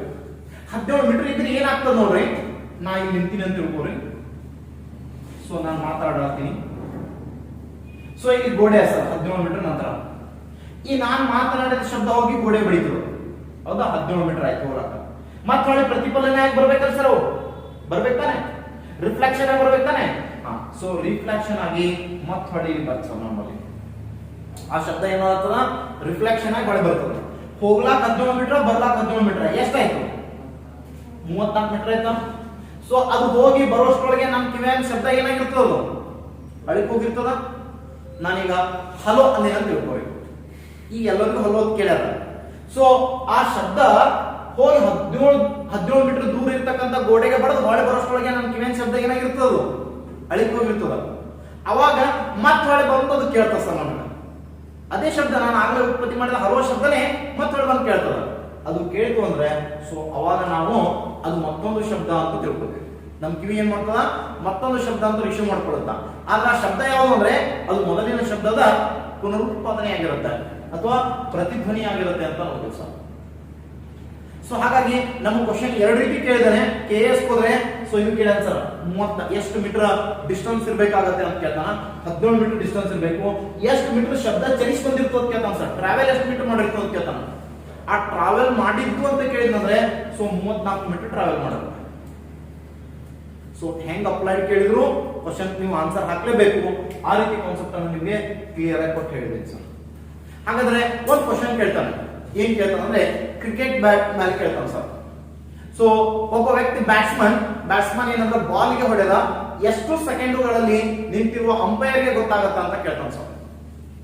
ಅಂಪೈರ್ಗೆ ಆ ಸೌಂಡ್ ಕೇಳಬೇಕಾದ್ರೆ ಎಷ್ಟು ಸೆಕೆಂಡ್ ಬೇಕಾಗುತ್ತ ಅಂತ ಕೇಳ್ತಾನ. 0.1 ಸೆಕೆಂಡ್ ಸಾಕು. ಎಷ್ಟ ಕೇಳ್ತದ? 0.1 ಸೆಕೆಂಡ್ ಅಲ್ಲೇ ಕೇಳ್ತದ. ಯಾಕಂದ್ರ ಅವ ಇರೋದೇ 22 ಗಜ ದೂರ ಇರ್ತಾನ ಸರ್, ಹೌದಾನೆ? ಸೊ ಅದು ಎಷ್ಟು ದೂರ ಚಲಿಸ್ತದ? 34 ಮೀಟರ್ ಚಲಿಸ್ತದ ಸರ್. ಸೊ 0.1 ಸೆಕೆಂಡ್ 34 ಮೀಟರ್ ಚಲಿಸ್ತದ. ಹಾಗಾಗಿ 0.1 ಸೆಕೆಂಡ್ ಅಲ್ಲಿ ಕೇಳ್ತದ. ಬಾರ್ಡರ್ ನಿಂತಿರ್ತಾನಲ್ಲ ಸರ್ ವ್ಯಕ್ತಿ, ಬಾರ್ಡರ್ ನಿಂತಿರ್ತಾನ ನೋಡ್ರಿ, ಅವ್ರಿಗೆ 0.2 ಸೆಕೆಂಡ್ ದಾಗ ಆಡಿಯನ್ಸ್ ಏನ್ ಇರ್ತಾರಲ್ಲ ಸರ್ ಅವ್ರಿಗೆ 0.2 ಆರ್ 0.3 ಸೆಕೆಂಡ್ ಗೆ ಕೇಳ್ತದೆ. ಆಡಿಯನ್ಸ್ ಏನಂದ್ರೆ 0.2 ಆರ್ 0.3 ಸೆಕೆಂಡ್ ಗಳಲ್ಲಿ ಕೇಳುತ್ತೆ ಅಂತ ನೋಡ್ತೀವಿ.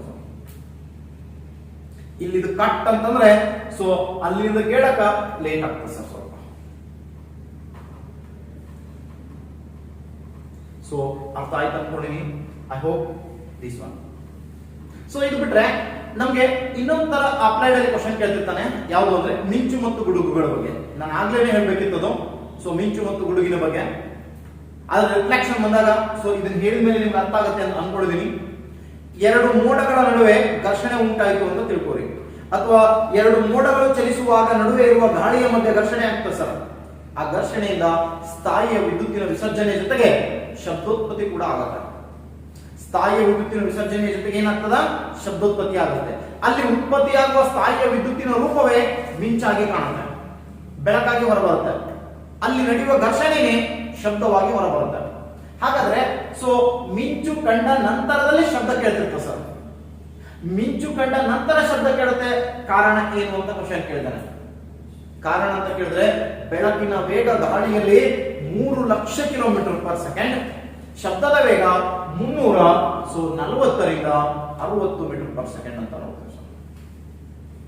ಹಾಗಾಗಿ ಸೊ ಶಬ್ದದ ವೇಗಕ್ಕಿಂತ ಶಬ್ದದ ವೇಗಕ್ಕಿಂತ ಬೆಳಕಿನ ವೇಗ ಹೆಚ್ಚಾಗಿರೋದ್ರಿಂದ ಸೊ ಬೆಳಕು ಮೊದಲುಕೊಂಡು ನಂತರ ಶಬ್ದ ಕೇಳುತ್ತದೆ. ಸೊ ಒಂದು ಅಪ್ಲೈಡ್ ಕೇಳ್ತಾ ಅಂದ್ರೆ ಆ ರೀತಿ ಕ್ವಶನ್ ಕೇಳ್ತಾನೆ ಅಂತ ನೋಡ್ತೀವಿ. ಅದೊಂದು ಸ್ವಲ್ಪ ಗಮನ ಇಟ್ಟು ನೋಡ್ಕೊಂಡಿದ್ವಿ ಸಾಕಷ್ಟು. ಸೊ ಪ್ರತಿಧ್ವನಿ ಅಂದ್ರೆ ಗೊತ್ತಾಯ್ತು, ಶಬ್ದ ಹೇಗೆ ಪ್ರತಿಧ್ವನಿ ಆಗುತ್ತೆ, ಆ ಪ್ರತಿಧ್ವನಿಗೆ ಕಾರಣ ಅಂತ ಕೇಳಿದ್ರು ಕೂಡ ಪ್ರತಿಫಲನನೇ ಅಂತ ಹೇಳ್ತಾರೆ ಸರ್. ಪ್ರತಿಧ್ವನಿಗೆ ಕಾರಣ ಕೂಡ ಪ್ರತಿಫಲನ ಅಂತ ನೋಡ್ತೀವಿ. ಸೊ ಹಾಗಾದ್ರೆ ಪ್ರತಿಧ್ವನಿಯನ್ನ ಕೇಳಬೇಕಾದ್ರೆ 0.1 ಸೆಕೆಂಡ್ ನಂತರ ನಾವು ಆ ಶಬ್ದವನ್ನ ಕೇಳಿದ್ರೆ ಅದು ನಮಗೆ ಪ್ರತಿಧ್ವನಿ ಅನ್ಸುತ್ತೆ. ಶಬ್ದ ಎಷ್ಟು ಟ್ರಾವೆಲ್ ಮಾಡಿರ್ತು ಅಂತ ಕೇಳಿದ್ರೆ 34 ಮೀಟರ್ ಟ್ರಾವೆಲ್ ಮಾಡಿರುತ್ತಾ. ಸೊ ಶಬ್ದೋತ್ಪತ್ತಿ ಮತ್ತು ಗೋಡೆಯ ನಡುವಿನ ಅಂತರ ಎಷ್ಟು ಇರಬೇಕು ಅಂತ ಕೇಳಿದ್ರೆ 17 ಮೀಟರ್ ಅಂತ ಬರಬೇಕು. ಅಪ್ಲೈಡ್ ಆಗಿ ಯಾವ ರೀತಿ ಕ್ವಶನ್ ಕೇಳಿದ್ರು ನೀವು ಆನ್ಸರ್ ಹಾಕ್ತಾ. ಓಕೆ, ಸೊ ಇನ್ನ ಆಗ್ಲೇ ಒಂದು ಕಾನ್ಸೆಪ್ಟ್ ಅನ್ನ ಹೇಳಿದೆ, ಶಬ್ದದ ಸಾಂದ್ರತೆ ಹೆಚ್ಚಾದಷ್ಟು ಶಬ್ದದ ವೇಗ ಏನಾಗ್ತದ, ಹೆಚ್ಚಾಗ್ತದ ಅಂತ.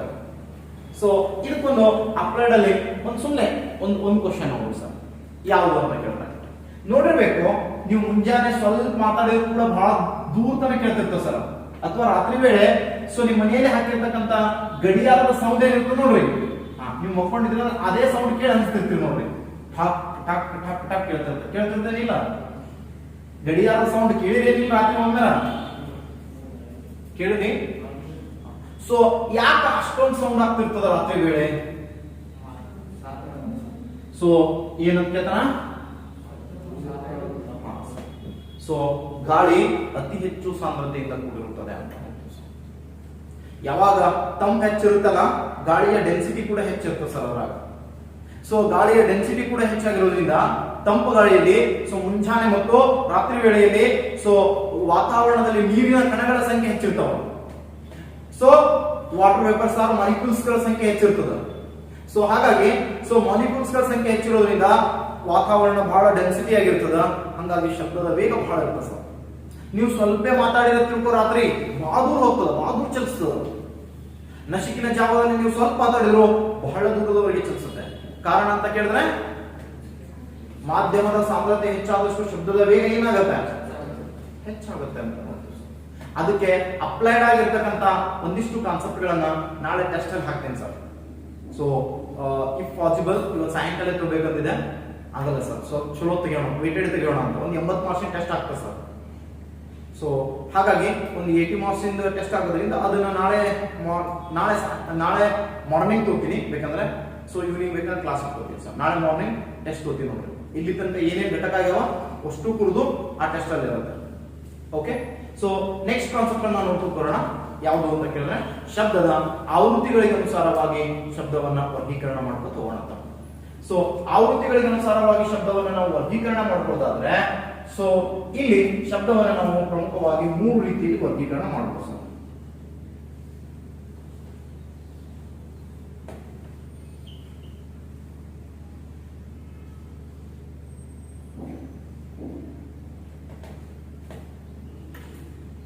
ಸೊ ಎಷ್ಟು 3 ರೀತಿಯಲ್ಲಿ.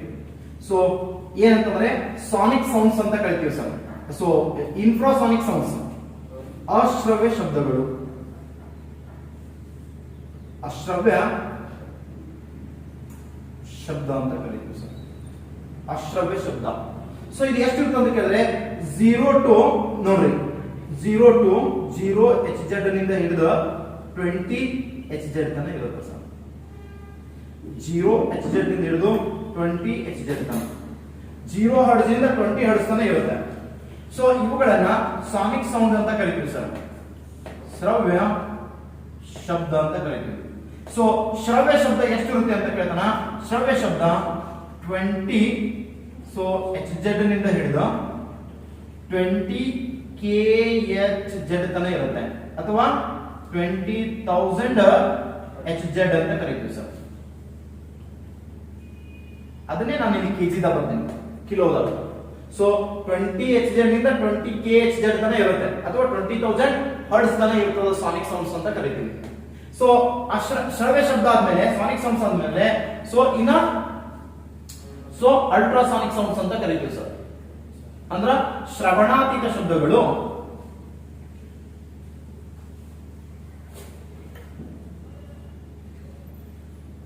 ಸೊ ಶ್ರವಣಾತೀತ ಶಬ್ದ. ಸೊ ಇದು 20 KHZ ಗಿಂತ ಹೆಚ್ಚಿನ ಆವೃತ್ತಿಯ ಶಬ್ದಗಳನ್ನ ನಾವು ಏನ್ ಕರಿತೀವಿ, ಶ್ರವಣಾತೀತ ಶಬ್ದಗಳು ಎಂದು ಕರೆಯುತ್ತೇವೆ.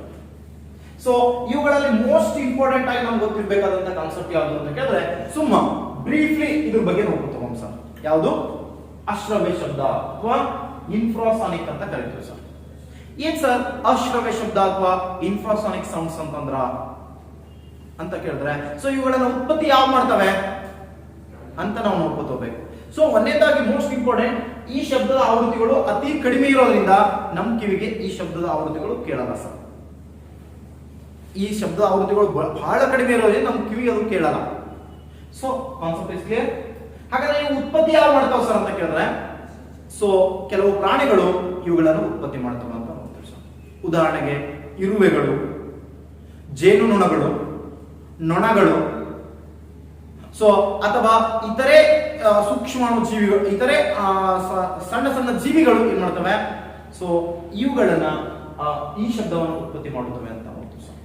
ಅಥವಾ ಭೂಕಂಪನದಿಂದ ಬರ್ತಕ್ಕಂಥ ಪ್ರಾಥಮಿಕ ಅಲೆಗಳ ಮೊದಲ ಬರುವ ಕೆಲವು ಅಲೆಗಳು ಏನಾಗಿರ್ತವೆ, ಸೊ ಅಶ್ರವ್ಯ ಶಬ್ದಗಳಿಂದ ಕೂಡಿರ್ತಾವ ಅಂತ ನೋಡ್ತೀವಿ ಸರ್.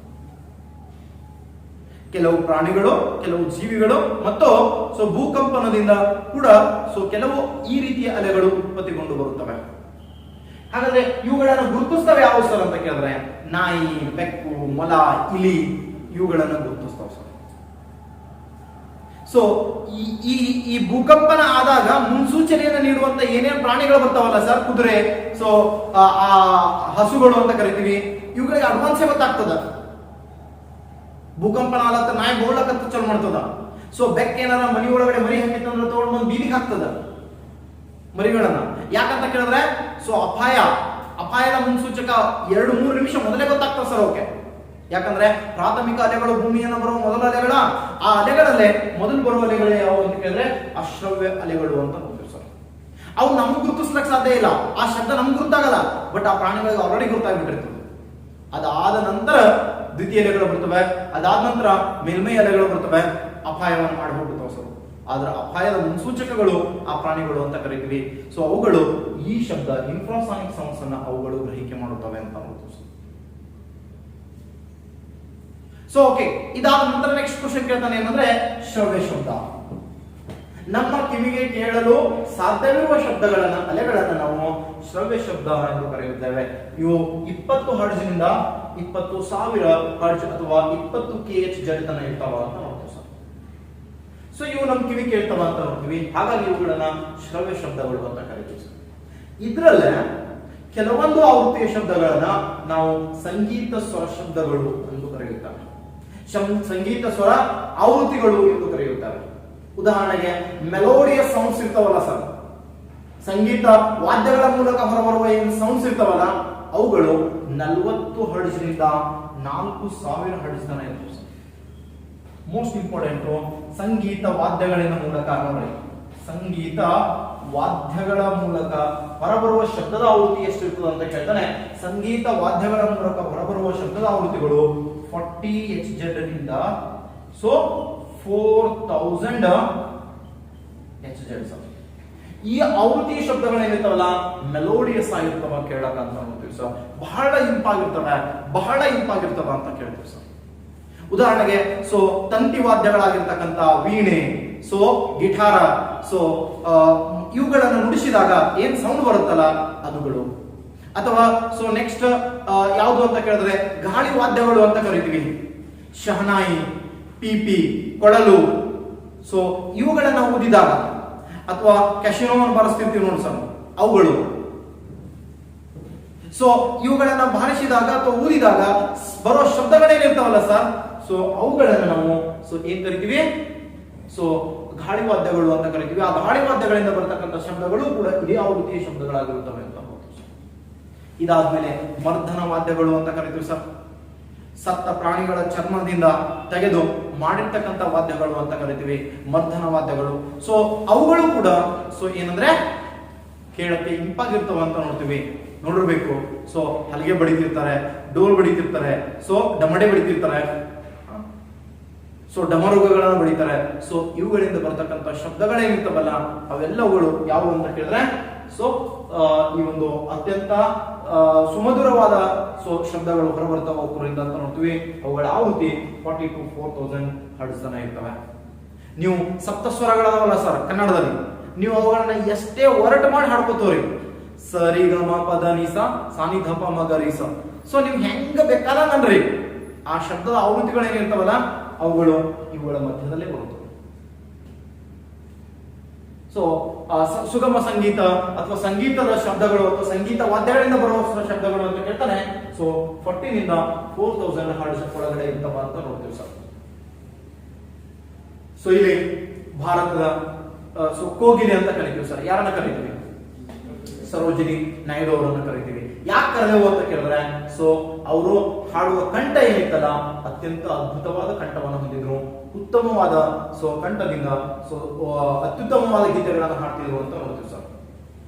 ಹಾಗಾಗಿ ಅವರನ್ನ ಸೊ ಭಾರತದ ಕೋಗಿಲೆ ಅಂತ ಕರೀತೀವಿ ಸರ್. ನೋಡ್ಲಕ್ ಕರಗಿದ್ರು ಅಂತ ಕರೆಯಲ್ಲ, ನೋಡಕ್ ಚಂದ ಇದ್ರು ಸರ್, ಆದ್ರೆ ಅವರ ಕಂಠ ಮಧುರ ಇತ್ತು ಅನ್ನೋದಕ್ಕೆ ಸೊ ಈ ರೀತಿ ಕರೀತೀವಿ ಸರ್.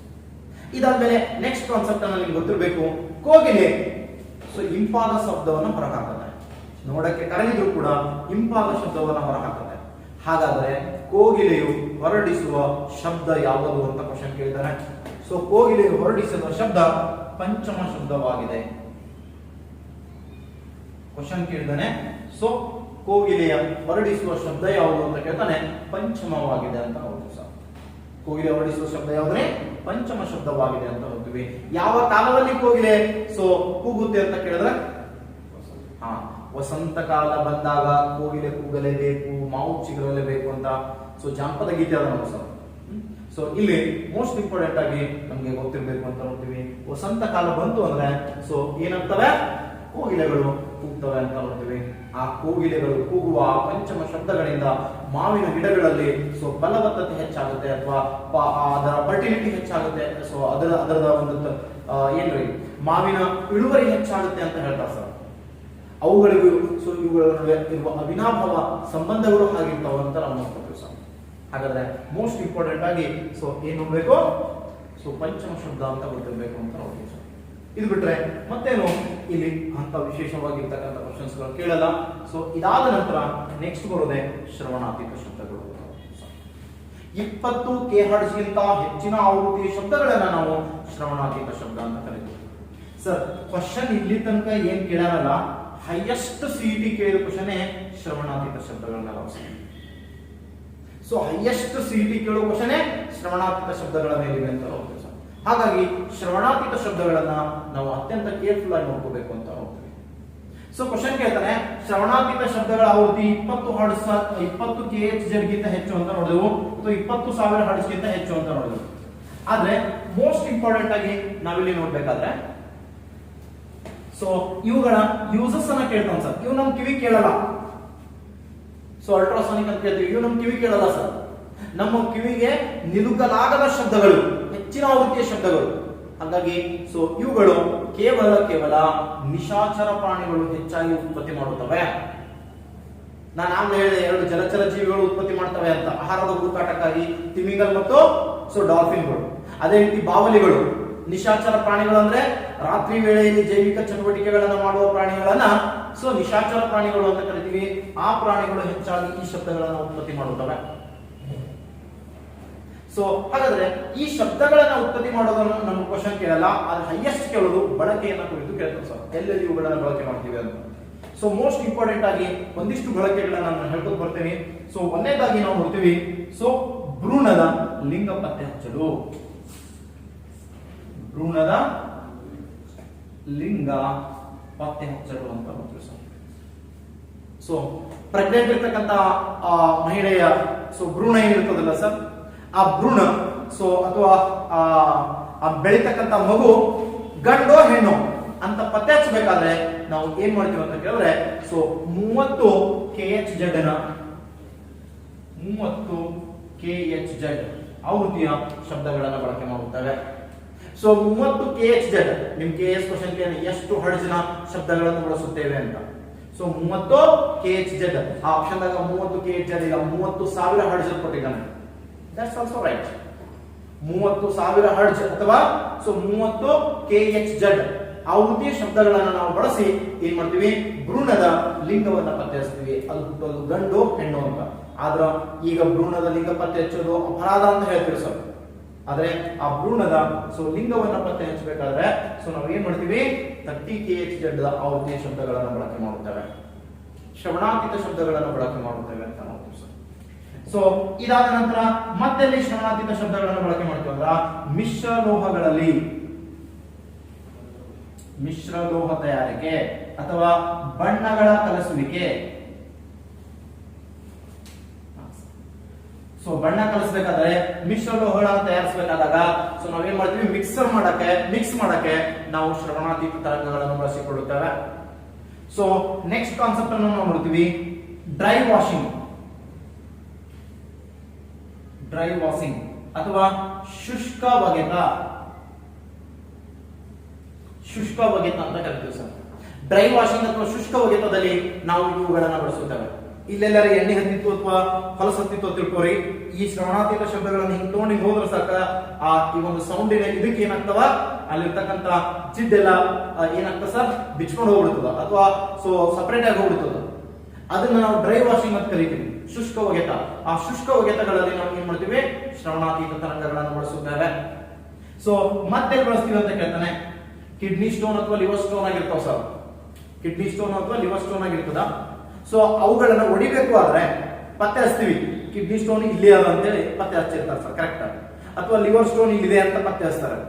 ಸೊ ಹಿಂಗ್ ಮಾಡಿ ಹರಿದು ಆ ಹಳ್ಳನ್ನ ತೆಗೆದೇ ಹೋದ್ರೆ ಲೀಥೋಟ್ರಿಪ್ಸಿ ಅಂತ ಕರಿತೀವಿ ಸರ್. ರಕ್ತರಹಿತವಾಗಿ ಶಸ್ತ್ರಚಿಕಿತ್ಸೆ ಮಾಡಿದ್ರೆ ಲೀಥೋಟ್ರಿಪ್ಸಿ ಅಂತ ಕರಿತೀವಿ. ರಕ್ತರಹಿತವಾಗಿ, ಅದು ರಕ್ತ ಸಹಿತವಾಗಿ ಲಿಥೋಟ್ರಿಪ್ಸಿ, ರಕ್ತರಹಿತವಾಗಿ ನಾವು ಚಿಕಿತ್ಸೆಯನ್ನ ಮಾಡಬಹುದು ಸರ್. ಅಲ್ಲಿ ಯಾವ್ದಂದ್ರೆ ಅಲ್ಲಿಗೆ ನಾವು ಏನ್ ಮಾಡ್ಬೋದು, ಶ್ರವಣಾತೀತ ತರಂಗಗಳನ್ನ ಮೇಲಿಂದನೇ ಬಿಟ್ರೆ ಸೊ ಒಳಗಿನ ಕಲ್ಲು ಒಡೆದು ಚೂರು ಆಗಿಬಿಡ್ತವೆ ಸರ್. ಸೊ ಅದನ್ನ ನಾವು ಏನ್ ಕರಿತೀವಿ, ರಕ್ತರಹಿತ ಶಸ್ತ್ರಚಿಕಿತ್ಸೆ ಅಂತ ಕರಿತೀವಿ. ಆ ರಕ್ತರಹಿತ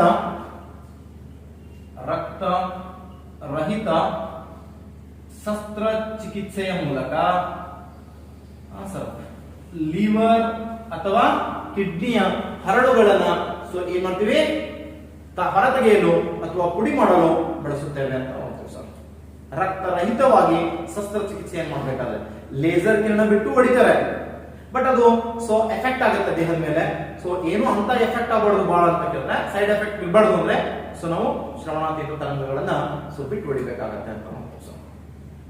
ಸೊ ಅದಲ್ಲದೆ ಮತ್ತೆ ಇದನ್ನ ಬಳಸ್ತಾರ ಶ್ರವಣಾತೀತ ತರಂಗಗಳು ಅಂತ ಹೇಳ್ತೀವಿ. ಸೊ ಕೆಲವು ಲೋಹಗಳಿಗೆ ಏನಾಗಿರ್ತವೆ ಅಂದ್ರೆ ರಂಧ್ರಗಳು ಬಿದ್ದಿರ್ತವೆ ಸರ್, ಹೋಲ್ಸ್ ಬಿದ್ದಿರ್ತವೆ. ಆ ಲೋಹಗಳ ರಂಧ್ರಗಳನ್ನ ಪತ್ತೆ ಹಚ್ಚಲು ಒಂದು ಲೋಹದ ಒಂದು ಏನೋ ತಯಾರು ಮಾಡಿರ್ತಾರೆ ಸರ್, ಅದಕ್ಕೆ ಸೊ ಒಂದು ವಸ್ತುವಿಗೆ ಎಲ್ಲೋ ಒಂದು ಹೋಲ್ ಬಿದ್ದಿರ್ತದೆ, ಅದು ಪತ್ತೆ ಹಚ್ಚಕ್ಕಾಗಲ್ಲ.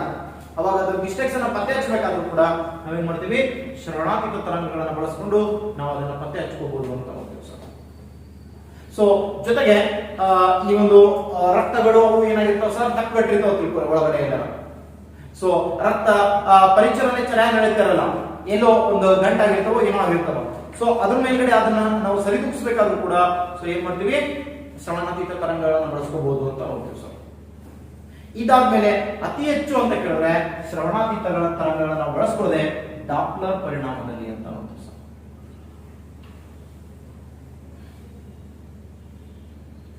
ಡಾಪ್ಲರ್ ಪರಿಣಾಮ.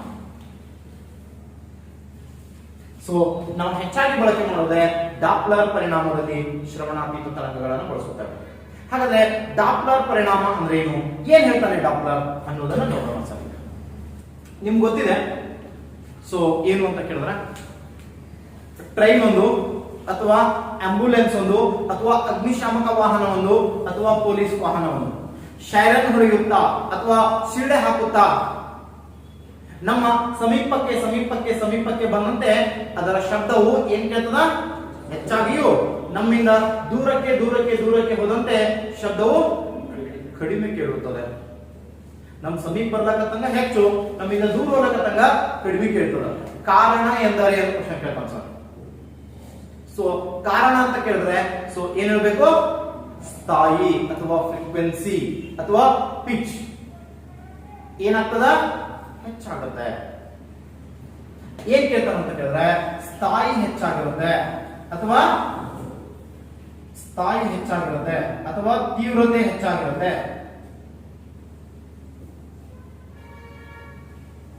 ಪಿಚ್ ಹೆಚ್ಚಾಗಿರುತ್ತೆ ಅಂತ ನೋಡ್ತೀವಿ ಸರ್. ಸೊ ಇಲ್ಲಿ ಒಂದ್ ಕಾನ್ಸೆಪ್ಟ್ ನಿಮ್ಗೆ ಗೊತ್ತಿರಬೇಕು. ಸ್ಥಾಯಿ ಹೆಚ್ಚಾಗಿರುತ್ತೆ ಅಂತ ಕೇಳಿದ್ರೆ ಸೊ ಇದು ಯಾವ ಪರಿಣಾಮ ಅಂತ ಕೇಳ್ತಾನೆ, ಡಾಪ್ಲರ್ ಪರಿಣಾಮವಾಗಿದೆ. ಸೊ ಇಲ್ಲಿ ಹೆಚ್ಚು ಕೇಳ್ತದ ಕಾರಣ ಅಂತ ಕೇಳಿದ್ರೆ ಸೊ ಡಾಪ್ಲರ್ ಪರಿಣಾಮ, ಆ ಪರಿಣಾಮ ಈ ಪರಿಣಾಮ ಅಂತ ಕೊಟ್ಟಿರ್ತಾನೆ. ಸೊ ತಕ್ಷಣ ಹೇಳ್ಬೇಕು ಇದು ಡಾಪ್ಲರ್ ಪರಿಣಾಮ. ಹೇಳಿದವ್ರು ಯಾರು ಇದನ್ನ, ಡಾಪ್ಲರ್ ಹೇಳ್ತಾನೆ. ಸೊ ಸಮೀಪಕ್ಕೆ ಬಂದಂತೆ ಶಬ್ದ ಹೆಚ್ಚು ಕೇಳುತ್ತೆ, ದೂರಕ್ಕೆ ಹೋದಂತೆ ಕಡಿಮೆ ಕೇಳುತ್ತೆ. ಇದು ಡಾಪ್ಲರ್ ಪರಿಣಾಮ. ಡಾಪ್ಲರ್ ಪರಿಣಾಮದಲ್ಲಿ ಏನ್ ಇಂಪಾರ್ಟೆಂಟ್ ಅಂತ ಕೇಳಿದ್ರೆ ಸ್ಥಾಯಿ ಅಥವಾ ತೀವ್ರತೆ, ಫ್ರೀಕ್ವೆನ್ಸಿ ಅಂತ ಕರಿತೀವಿ ಸರ್. ನಮ್ ಸಮೀಪ ಬಂದಾಗ ಫ್ರೀಕ್ವೆನ್ಸಿ ಹೆಚ್ಚು ಕೇಳ್ತದ. ಸೊ ದೂರ ಹೋದಂಗೆ ಅದು ಏನಾಗ್ತದ, ಕಡಿಮೆ ಆಗ್ತದ ಅಂತ ಹೇಳ್ತೀವಿ ಸರ್. ಅರ್ಥ ಆಯ್ತು ಅನ್ಕೊಂಡೇನು ಸರ್?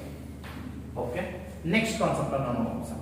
ಡಾಪ್ಲರ್ ಪರಿಣಾಮಕ್ಕೆ ಅನ್ವಯಗಳು ಅಂತ ನೋಡ್ತೀವಿ ಸರ್. ಸೊ ಎಲ್ಲೆಲ್ಲಿ ಡಾಪ್ಲರ್ ಪರಿಣಾಮವನ್ನು ಬಳಸ್ಕೊತೀವಿ ನೋಡೋಣ, ಹೇಳ್ತೀರಾ? Very good. ಟ್ರಾಫಿಕ್ ಪೊಲೀಸರು ಬಳಕೆ ಮಾಡುವಂತಹ ಸಾಧನ ಯಾವುದೇ radar gun.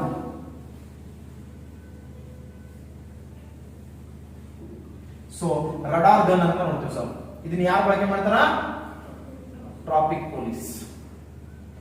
Traffic police so ಬಳಕೆ ಮಾಡುವಂತ ರಡಾರ್ ಗನ್ ಅಂತ ನೋಡ್ತೀವಿ. ಮಿತಿ ಮೀರಿ ಓಡುವ ವಾಹನಗಳ ವೇಗವನ್ನ ಪತ್ತೆ ಹಚ್ಚಲು ಇದನ್ನು ಬಳಕೆ ಮಾಡುತ್ತಾರೆ. ಸೊ ವಾಹನಗಳ ವೇಗವನ್ನ ಪತ್ತೆ ಹಚ್ಚಕ್ಕೆ ಓಡೋಮೀಟರ್ ನೋಡ್ತೀವಿ ಸರ್, ಎಷ್ಟು ಸ್ಪೀಡ್ ಹೊಂಟದ ಗಾಡಿ ಅಂತ ಹೇಳಿ. ಆದ್ರ ನಿನ್ ಓಡೋಮೀಟರ್ ನಾವು ಓಡ್ಕೋತ ನೋಡಕ್ ನೀವು ಬಾರಿ ಫಾಸ್ಟ್ ಹೊಂಟಿರ್ತಿ ಗಾಡಿ ತಗೊಂಡು, ನಿನ್ ವೇಗ ಎಷ್ಟದ ಈ ಪತ್ತೆ ಹಚ್ಚಬೇಕಾದ್ರೆ ನಾವೇನ್ ಮಾಡ್ತೀನಿ, ರಡಾರ್ ಗನ್ ಇರ್ತದೆ ಸರ್. ಆ ಟ್ರಾಫಿಕ್ ಪೊಲೀಸರ ಮೇಲ್ಗಡೆ ಇದು ಇಟ್ಟಿರ್ತಾರ ನೋಡ್ರಿ, ಒಂದು ಕ್ಯಾಮ್ರಾ ಮತ್ತೆ ಇದು ಇಟ್ಕೊಂಡಿರ್ತಾರ. ಸೊ ಇದು ರಡಾರ್ ಗನ್. ಸೊ ಅದು ನಿಮ್ಮ ಇದ್ರ ಮೇಲೆ ಬಿಟ್ಬಿಡ್ತಾರೆ ಸರ್, ಕ್ಯಾಮ್ರಾ ಬಡಿತ ತಿಳ್ಕೊರಿ. ಅವಾಗ ಸೊ ಆ ಸೌಂಡ್ ಹೋಗ್ತದ, ಶ್ರವಣಾತ್ಮಕ ಶಬ್ದಗಳು, ಆ ಶ್ರವಣಾತ್ಮಕ ಶಬ್ದಗಳು ಹೋಗಿ ನಿನ್ ಗಾಡಿ ಬಡದು ವಾಪಸ್ ಬರ್ತಾವ ಸರ್. ಆ ಬರೋ ಸ್ಪೀಡ್ ಇಂದ ಲೆಕ್ಕಾಚಾರ ಹಾಕಿ ರಡಾರ್ ಗನ್ ಎಷ್ಟು ಸ್ಪೀಡ್ ವಾಹನ ಹೊಂಟದ ಅಂತ ಕೇಳ್ತಾರೆ. ಸೊ ವಾಹನಗಳು ಮಿತಿ ಮೀರಿ ಹೊಂಟಿದ್ವು ಅಂತಂದ್ರೆ ಅವುಗಳ ವೇಗವನ್ನು ಪತ್ತೆ ಹಚ್ಚಕ್ಕೆ ನಾವು ರಡಾರ್ ಗನ್ ಅನ್ನು ಬಳಸುತ್ತೇವೆ. ಇದನ್ನ ಟ್ರಾಫಿಕ್ ಪೊಲೀಸರು ಯೂಶುವಲಿ ಬಳಸ್ತಾರೆ ಅಂತ ನೋಡ್ತೀವಿ ಸರ್. ಸೊ ಇದಾದ್ಮೇಲೆ ನೆಕ್ಸ್ಟ್ ಏನ್ ಬಳಸ್ತೀವಿ ಡಾಪ್ಲರ್ ಪರಿಣಾಮವನ್ನು? ದೇವಸ್ಥಾನದ ಗಂಟೆ. ಸೊ ಮತ್ತೆ ಬಳಸ್ತೀವಿ ಸೊ ವೆರಿ ಗುಡ್. ಸೊ ಏನು ಅಂತ ಕೇಳಿದ್ರೆ ಸೋನಾರ್ಗಳಲ್ಲಿ ಬಳಸುತ್ತೇವೆ. ಸೋನಾರ್. ಸೊ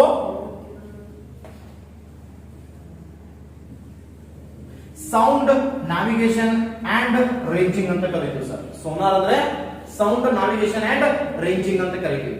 ಈ ಸೋನಾರ್ಗಳಲ್ಲಿ ನಾವು ಸೊ ಇದನ್ನು ಬಳಕೆ ಮಾಡುತ್ತೇವೆ ಅಂತ ನೋಡ್ತೀವಿ ಸರ್. ಸೊ ಸೋನಾರ್ಗಳಲ್ಲಿ ಯಾವ ತತ್ವದ ಮೇಲೆ ಕಾರ್ಯನಿರ್ವಹಿಸ್ತಾವೆ ಅಂದ್ರೆ ಡಾಪ್ಲರ್ ಎಫೆಕ್ಟ್, ಡಾಪ್ಲರ್ ಪರಿಣಾಮದ ಮೇಲೆ ಕಾರ್ಯನಿರ್ವಹಿಸ್ತಾವೆ. ಹಾಗಾದ್ರೆ ಸೋನಾರ್ ಅಂದ್ರೆ ಹೆಂಗಿರ್ತದೆ ಅಂತ ಕೇಳಿದ್ರೆ ಸೊ ಇದೊಂದು ಹಡಗ ತಿಳ್ಕೊಳ್ಳಿ ಸರ್ ಸುಮ್ಮನೆ, ಹೌದಾ? ಇದೊಂದು ಹಡಗಿದೆ. ಸೊ ಈ ಸೋನಾರ್ನಲ್ಲಿ ಎರಡು ಪಾರ್ಟ್ ಬರ್ತಾವ ಸರ್, ಒಂದು ಎಮಿಟರ್ ಮತ್ತೊಂದು ರಿಸೀವರ್ ಅಂತ ಹೇಳಿ. ಸೊ ಈ ಸೋನಾರ್ನ ಒಂದು ಭಾಗ ಇರ್ತದೆ ಸರ್, ಇದು ಶ್ರವಣಾತೀತ ಶಬ್ದವನ್ನ ಬಿಡ್ತದೆ, ಶ್ರವಣಾತೀತ ಶಬ್ದಗಳನ್ನ ಉತ್ಪತ್ತಿ ಮಾಡುತ್ತದೆ, ಎಮಿಟಿಂಗ್ ಮಾಡ್ತದೆ ಸರ್. ಸೊ ಇನ್ನೊಂದು ರಿಸೀವರ್ ಇರ್ತದೆ ಸರ್. ಹಾ ಸರ್, ರಿಸೀವರ್. ಸೊ ಇದು ಉತ್ಪತ್ತಿಯಾಗಿ ಪ್ರತಿಫಲಿತ ಬಂದಂತ ಕಿರಣಗಳನ್ನ ಏನ್ ಮಾಡ್ತಾವ, ಇಟ್ಕೋತಾವ ಸರ್. ಈಗ ಇದೊಂದು ಸಮುದ್ರ ತಿಳ್ಕೊರಿ, ಈ ತಳದಾಗ ಒಂದು ನಡುಗಡ್ಡೆ ಅಂತ ತಿಳ್ಕೊರಿ, ಹೌದಾ? ಅಥವಾ ಇಲ್ಲೆಲ್ಲ ಒಂದು ಸಬ್ಮೆರಿನ್ ಅಂತ ತಿಳ್ಕೊರಿ, ನೀರೊಳಗಡೆ ಸಬ್ಮೆರಿನ್ ಇದೆ. ಸೊ ಇಲ್ಲಿ ಎಮಿಟರ್ ನಿಂದ ಏನಾಗ್ತದ, ಶ್ರವಣಾತೀತ ಶಬ್ದಗಳು ಉತ್ಪತ್ತಿಗೊಂಡು ಬರ್ತಾವ ಸರ್, ಇಲ್ಲಿ ಬಡಿತಾವ. ಸೊ ಉತ್ಪತ್ತಿಗೊಂಡು ಬಂದು ಇಲ್ಲಿ ಬಡಿತಾವ, ಬಡದು ರಿಫ್ಲೆಕ್ಟ್ ಆಗಿ ಮತ್ತೆ ಮ್ಯಾಲ ಹೋಗ್ತಾವ ಸರ್, ರಿಫ್ಲೆಕ್ಟ್ ಆಗಿ ಮ್ಯಾಲ ಹೋಗ್ತಾವ. ಸೊ ಹೋಗಿ ಬಡದು ಮತ್ತೆ ರಿಫ್ಲೆಕ್ಟ್ ಆಗಿ ಮ್ಯಾಲ ಬರ್ತಾವ ನೋಡ್ರಿ, ಇಲ್ಲಿ ವಿಶ್ವ ಹಿಡ್ಕೋತ ಸರ್. ಅದನ್ನ ಹೋಗಿ ಬರ್ಲಾಕ ತೆಗೆದುಕೊಂಡಿರ್ತಕ್ಕಂಥ ಸಮಯವನ್ನ ಆಧರಿಸಿ ಸೊ ಇದು ಹೇಳ್ತದ, ಸೊ ಆ ವಸ್ತು ಎಷ್ಟು ಆಳದಲ್ಲಿದೆ ನೋಡ್ರಿ. ಈ ನಡುಗಡ್ಡೆ ನೀರಿನಲ್ಲಿ ಎಷ್ಟು ಆಳದಲ್ಲಿದೆ, ಈ ನಡುಗಡ್ಡೆ ಅಂದ್ರೆ ಇಲ್ಲೆಲ್ಲ ಒಂದು ತಗ್ಗಿರ್ಬೇಕಾ, ಟ್ರಂಚ್ ಇರ್ಬೇಕಾ? ಸೊ ಎಲ್ಲರ ಒಂದು ಟ್ರಂಚ್ ಇರ್ತದೆ, ಆ ಟ್ರಂಚ್ ಎಷ್ಟು ಆಳದಲ್ಲಿದೆ, ಎಷ್ಟು ತಗ್ಗದದು ಅನ್ನೋದನ್ನ ಪತ್ತೆ ಹಚ್ಚೋದು ಯಾವುದು ಅಂತ ಕೇಳಿದ್ರೆ, ಸೊ ಯಾವ್ದ್ರೆ ಸೋನಾರ್ ಅಂತಕ್ಕಂಥ ಸಾಧನ ಅಂತ. ಇನ್ ಕೇಸ್ ಇಲ್ಲಿ ಟ್ರಂಚ್ ಆಯ್ತು ಸರ, ನಡುಗಡ್ಡೆ ಇತ್ತು, ಆದ್ರೆ ಸೊ ಅದೇ ಸಬ್ಮೆರಿನ್ ತಿರುಗಾಡತ್ತಿರ್ತಾವ ಸರ್ ನೀರೊಳಗಡೆ. ನೀರೊಳಗಡೆ ಸಬ್ಮೆರಿನ್ ತಿರುಗಾಡತ್ತಿತ್ತಂದ್ರ ನೀರಿನ ಮ್ಯಾಲಿನ ಹಡಗನ್ಯಾಗ ಕುಂತ ನೋಡ್ಬೋದು, ಆದ್ರೆ ಒಳಗಡೆ ಯಾವ್ದು ಬಂದ್ ಹೋಯ್ತು ಕೆಳಗ, ಅಥವಾ ಡಾಲ್ಫಿನ್ ಬಂದ್ ಹೋಯ್ತು ತಿಳ್ಕೊರಿ, ಅಥವಾ ದೊಡ್ಡ ತಿಮಿಂಗಲನೇ ಬಂದು ಕೆಳಗಡೆ ತಿಳ್ಕೊರಿ, ಅಪಾಯವನ್ನು ಪತ್ತೆ ಹಚ್ಕೋಬೇಕು ತಾನೆ. ಅದಕ್ಕ ಏನ್ ಬಂದದ, ಎಷ್ಟು ವೇಗದ ಹೊಂಟದ, ಎಷ್ಟು ಆಳದಾಗದ ಅನ್ನೋದನ್ನ ಪತ್ತೆ ಹಚ್ಚಬೇಕಾದ್ರೆ ಸೊ ನಾವ್ ಏನ್ ಮಾಡ್ತೀವಿ, ಈ ಒಂದು ಸೋನಾರನ್ನು ಬಳಸುತ್ತೇವೆ. ಇನ್ ಕೇಸ್ ಇದೆ ಇಲ್ಲಿ ಬಂದಿತ್ತು ತಿಳ್ಕೊರಿ, ಯಾವುದು ಸಬ್ಮೆರಿನ್ ಇಲ್ಲಿ ಬಂತು ಅಂತ ತಿಳ್ಕೊರಿ.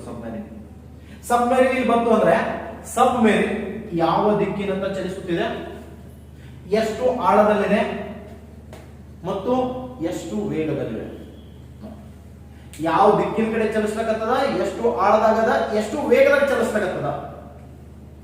ಸೊ ಮೂರನ್ನು ಲೆಕ್ಕಾಚಾರ ಹಾಕಿ ಹೇಳ್ತಾರೆ ಸರ್, ಯಾವುದು ಸೋನಾರ್ ಅಂತಕ್ಕಂಥ ಸಾಧನ ಅಂತ ಹೋಗ್ತೀವಿ. ಸೌಂಡ್ ನ್ಯಾವಿಗೇಷನ್ ಅಂಡ್ ರೇಂಜಿಂಗ್ ಅಂತಕ್ಕಂಥ ಸಾಧನ, ಡಾಪ್ಲರ್ ಪರಿಣಾಮದ ಮೂಲಕ ಕೆಲಸ ಮಾಡುವಂತ ಈ ಸಾಧನ ಏನಂತಂದ್ರೆ ಸೊ ಸಬ್ಮೆರಿನ್ಗಳ ಆಳ, ವೇಗ, ದೂರವನ್ನು ಪತ್ತೆ ಹಚ್ಚುತ್ತೆ.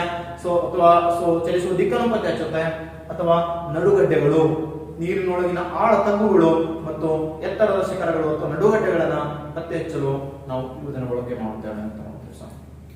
ಇದು ಅಳವಡಿಕೆ ಮಾಡೋದಕ್ಕೆ ಏನಾಗಿತ್ತು ಸರ್, ಟೈಟಾನಿಕ್ ಹಡಗು ಮುಳುಗಿತ್ತು ನೋಡಿರ್ಬೇಕು ನೀವು, ಟೈಟಾನಿಕ್ ಮೂವಿ ನೋಡಿದ್ರೆ ಗೊತ್ತಿರ್ತದ. ಐಸ್ ಕ್ಯಾಂಡ್ ಬಂದಿರ್ತದ ಸರ್, ಕೆಳಗಡೆ ಒಂದು ಹೋಗಿ ಅದು ಗುದ್ದಿ ಸೊ ಇಡೀ ಟೈಟಾನಿಕ್ ಹಡಗೆ ಏನಾಗ್ಬಿಡ್ತದ, ಡ್ಯಾಮೇಜ್ ಆಗಿ ಹೋಗ್ತದ ಅಂತ ನೋಡ್ತೀವಿ. ಅವಾಗ ಇದನ್ನು ಸೋನಾರ್ಗಿನ ಕುಡಿಸಿದ್ರಂದ್ರೆ ಅವಾಗ ಮ್ಯಾಲ ನಿಂತು ನೋಡ್ಕೊಳ್ಳೋ ಅವಶ್ಯಕತೆ ಇರಲಿಲ್ಲ ಸರ್. ಅವಾಗೆಲ್ಲ ಏನ್ ಮಾಡ್ತಿರ್ ಗೊತ್ತೇನೋ, ಮುಂದ್ ಬರೋ ಅಪಾಯ ಏನಿತ್ತು ಮ್ಯಾಲ ನಿಂತು ನೋಡ್ತೀವಿ ಸರ್, ಇದು ಹಚ್ಕೊಂಡು ಅದೇನು ಸೊ ಬೈನಾಕ್ಯುಲರ್ ಹಚ್ಕೊಂಡು ನೋಡ್ತೀವಿ. ಸೊ ಅವಾಗ ಇಲ್ಲಿ ರೊಮ್ಯಾನ್ಸ್ ಮಾಡ್ತಿರ್ತಾವ ಸರ್ ಹುಡುಗ ಹುಡುಗಿ, ಟೈಟಾನಿಕ್ ಮೂವಿದಾಗ ಲವ್ ಸ್ಟೋರಿ ಅದ. ಸೊ ಅವ್ರು ರೊಮ್ಯಾನ್ಸ್ ಮಾಡ್ತಿರ್ತಾರ, ಅದನ್ನ ನೋಡ್ಕೊಂತ ಬಿಡ್ತಾರ ಅವರು. ಸೊ ಮುಂದಿನ ಅಪಾಯ ನೋಡೋದು ಸರ್ ಅಗ್ನಿ ಸಮೀಪ ಬಂದಾಗ ನೋಡ್ಬಿಡ್ತಾರ, ತಕ್ಷಣ ಹಡಗನ್ನ ನಿಂದಿರ್ಸ್ಬೇಕಂತಾರೆ, ಕಂಟ್ರೋಲ್ ಆಗಲ್ಲ, ಹೋಗಿ ಅದು ಕೂತ್ ಬಿಡ್ತಾವ ಸರ್ ನಡುಗಡ್ಡೆ. ಸೊ ಒಂದು ಐಸ್ಲ್ಯಾಂಡ್ ಇದು ಬಂದಿರ್ತದೆ ಸರ್ ಒಂದು, ಸೊ ಒಂದು ಮಂಜುಗಡ್ಡೆ ಪರ್ವತ ಇರ್ತದ, ಅದಕ್ಕೆ ಹೋಗಿ ಗುದ್ದು ಬಿಡ್ತದೆ. ಯಾವಾಗ ಕುದುತ್ತಾ ಸೊ ಹಡಗ ಇಬ್ಬಾಗ ಆಗಿ ಮುನಿ ಬಿಡ್ತದೆ ಸರ್. ಇದು ಟೈಟಾನಿಕ್ ಸ್ಟೋರಿ ಅಂತ ನೋಡ್ತೀವಿ. ಅವಾಗ ಇದು ಇರ್ಲಿಲ್ಲ ಸರ್, ಏನ್ ಕುಡಿಸಿರ್ಲಿಲ್ಲ ಅದಕ್ಕೆ, ಸೋನಾರ್ ಇರಲಿಲ್ಲ. ಯೂಶಲಿ ಸೋನಾರ್ ಇದ್ರೆ ಸೊ ಅಂತ ಅಪಾಯಗಳೇನು ನಡೆಯಲ್ಲ ಸರ್, ಯಾಕಂದ್ರೆ ನೀರೊಳಗಡೆ ಏನೇನು ಇದೆ, ಎಲ್ಲಿ ಏನೇನು ಡ್ಯಾಮೇಜ್ ಇದೆ, ಸೊ ಎಲ್ಲಿ ಹೋದ್ರೆ ಏನು ಅಪಾಯ ಇದೆ ಅಂತ ತಕ್ಷಣ ಇಲ್ಲಿ ಇನ್ಫಾರ್ಮೇಶನ್ ಸಿಗುತ್ತೆ ನಮಗೆ. ಅರ್ಥ ಆಯ್ತು ಅನ್ಕೊಂಡಿ ಸರ್. ಸೊ ಎಕ್ಸ್ ಇದಾದ್ಮೇಲೆ ನೆಕ್ಸ್ಟ್ ಕಾನ್ಸೆಪ್ಟ್ ಅನ್ನು ನೋಡ್ಕೋತೀವಿ, ಈ ಡಾಪ್ಲರ್ ಪರಿಣಾಮವನ್ನು ತಗೊಂಡು. ಸೊ ಮತ್ತೆ ನೋಡ್ತೀವಿ ಸರ್ ಡಾಪ್ಲರ್ ಪರಿಣಾಮ ಅಂತ ಕೇಳಿದ್ರೆ, ಸೊ ನಿಮ್ಗೆ ಇನ್ನೊಂದು ಕಾನ್ಸೆಪ್ಟ್ ಗೊತ್ತಿರ್ಬೇಕು ಸರ್. ಏನಂತ ಕೇಳಿದ್ರೆ, ಆಕಾಶಕಾಯಗಳ ನಡುವಿನ ಅಂತರವನ್ನು ಪತ್ತೆ ಹಚ್ಚಲು ನಾವು ಡಾಪ್ಲರ್ ಪರಿಣಾಮವನ್ನು ಬಳಸುತ್ತೇವೆ. ಇಲ್ಲೊಂದು ಆಕಾಶಕಾಯ ಅದ, ಇನ್ನೊಂದು ಆಕಾಶಕಾಯ ಅದ ತಿಳ್ಕೊಳ್ಳಿ. ಈ ಎರಡೂ ಆಕಾಶಕಾಯಗಳ ನಡುವಿನ ಅಂತರ ಎಷ್ಟದ? ಎರಡು ಆಕಾಶಕಾಯಗಳ ನಡುವಿನ ಅಂತರ,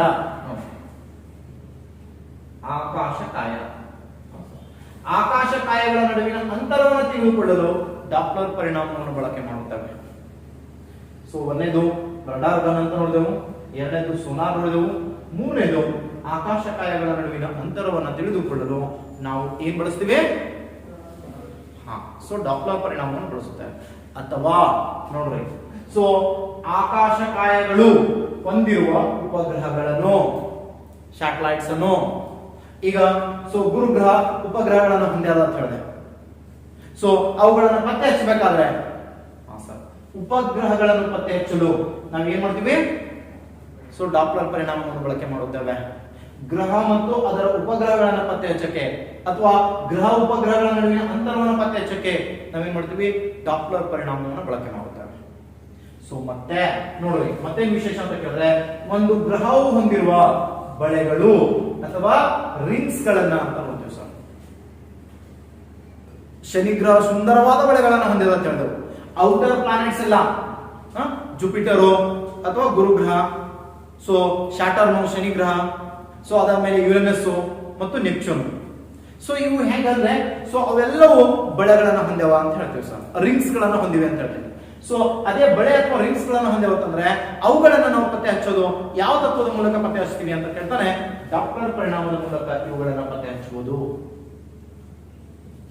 ಸೊ ಇನ್ನ ಫೋರ್ತ್ ಒಂದು ಕಾನ್ಸೆಪ್ಟ್ ನಾವು ನೋಡ್ಕೊಂಡು ಬರ್ತೀವಿ, ಏನು ಅಂತ ಕೇಳಿದ್ರೆ ಸೊ ವಿಶ್ವ ಹಿಗ್ಗುತ್ತಿದೆ ಅಂತ ನೋಡ್ತೀವಿ ಸರ್. ಕೆಂಪು ಪಲ್ಲಟ ಅಂತ ಕರೀತೀವಿ. ಕೆಂಪು ಪಲ್ಲಟ.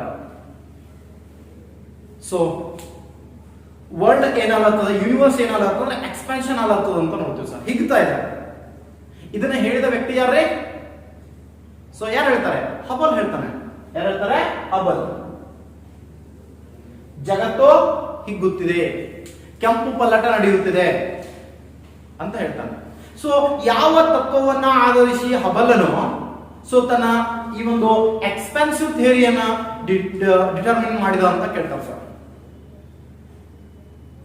ಕೆಂಪು ಪಲ್ಲಟ ಅಂತಕ್ಕಂಥದ್ದನ್ನ ಹೇಳಿದ ಅಂತ ಕೇಳ್ತಾರೆ. ಆಕಾಶಕಾಯಗಳು ಹಿಗ್ತಾ ಇವೆ ಅಥವಾ ದೊಡ್ಡದಾಗ್ತಾ ಇವೆ, ಜಗತ್ತು ದೊಡ್ಡದಾಗ್ತಾ ಇದೆ ಅಂತ ಹೆಂಗೆ ಹೇಳಿದ ಅಂತ ಕೇಳಿದ್ರೆ ಸೊ ಅವನು ಡಾಪ್ಲರ್ ಪರಿಣಾಮವನ್ನು ತಗೊಂಡೆ ಸೊ ಕೆಂಪು ಪಲ್ಲಟದ ಕುರಿತು ಹೇಳ್ತಾನೆ. ಎರಡು ಆಕಾಶಕಾಯಗಳ ನಡುವಿನ ಅಂತರ ಏನಾಗತ್ತವ? ಹೆಚ್ಚಾಗಲಕತ್ತಿದ್ದರಿಂದ ಅವುಗಳ ನಡುವಿನ ಉಷ್ಣಾಂಶ ಕಡಿಮೆ ಆಗತ್ತದ. ಸೊ ಹಂಗಾಗಿ ಉಷ್ಣಾಂಶ ಕಡಿಮೆ ಆಗೋದ್ರಿಂದ ಆ ಗ್ರಹ ಏನಾಗತ್ತದ? ಕೆಂಪು ಬಣ್ಣದತ್ತ, ಆ ನಕ್ಷತ್ರ ಕೆಂಪು ಬಣ್ಣದತ್ತ ವಾಲುತ್ತಿದೆ. ಅದನ್ನೇ ಸೊ ನಾವು ಕೆಂಪು ಪಲ್ಲಟ ಅಂತ ಕರಿತೀವಿ ಸರ್. ಸೊ ಈ ಕೆಂಪು ಪಲ್ಲಟದಿಂದ ಏನಾಗ್ತದೆ ಅಂತ ಕೇಳಿದ್ರೆ ವಿಶ್ವ ಅಥವಾ ಬ್ರಹ್ಮಾಂಡ ಹಿಗ್ಗುತ್ತಿದೆ ಅಂತ ಹೇಳ್ತಾನೆ ಸರ್. ಅದಕ್ಕೆ ಬೆಸ್ಟ್ ನಿದರ್ಶನಗಳನ್ನು ಕೊಟ್ಟು ಹೇಳ್ತಾನೆ. ಸೊ ಅದನ್ನ ನೀವು ನೋಡ್ಬೇಕು ನಿದರ್ಶನ ಅಂತ ಕೇಳಿದ್ರೆ ಸೊ ಒಂದು ಬಣ್ಣ ಬಣ್ಣದ ಒಂದು ಬಲೂನ್ ತಗೋಬೇಕು ಸರ್. ಸಣ್ಣ ಸಣ್ಣ ಚುಕ್ಕಿ ಇರ್ತಾವ ನೋಡ್ರಿ ಬಲೂನ್ ಮೇಲೆ, ಸಣ್ಣ ಚುಕ್ಕಿ ಇರ್ತಾವ. ಆ ಬಲೂನ್ ಹಿಂಗ್ ಹಿಡಿದ್ರಿ, ಆ ಚುಕ್ಕಿ ಈ ಚುಕ್ಕಿ ಎಲ್ಲೋಸು ಒಂದ್ಕೊಂಡ್ ಹತ್ಕೊಂಡೇ ಕಾಣ್ತಾವ ನೋಡ್ರಿ, ಸಮೀಪೆ ಕಾಣ್ತಾವ.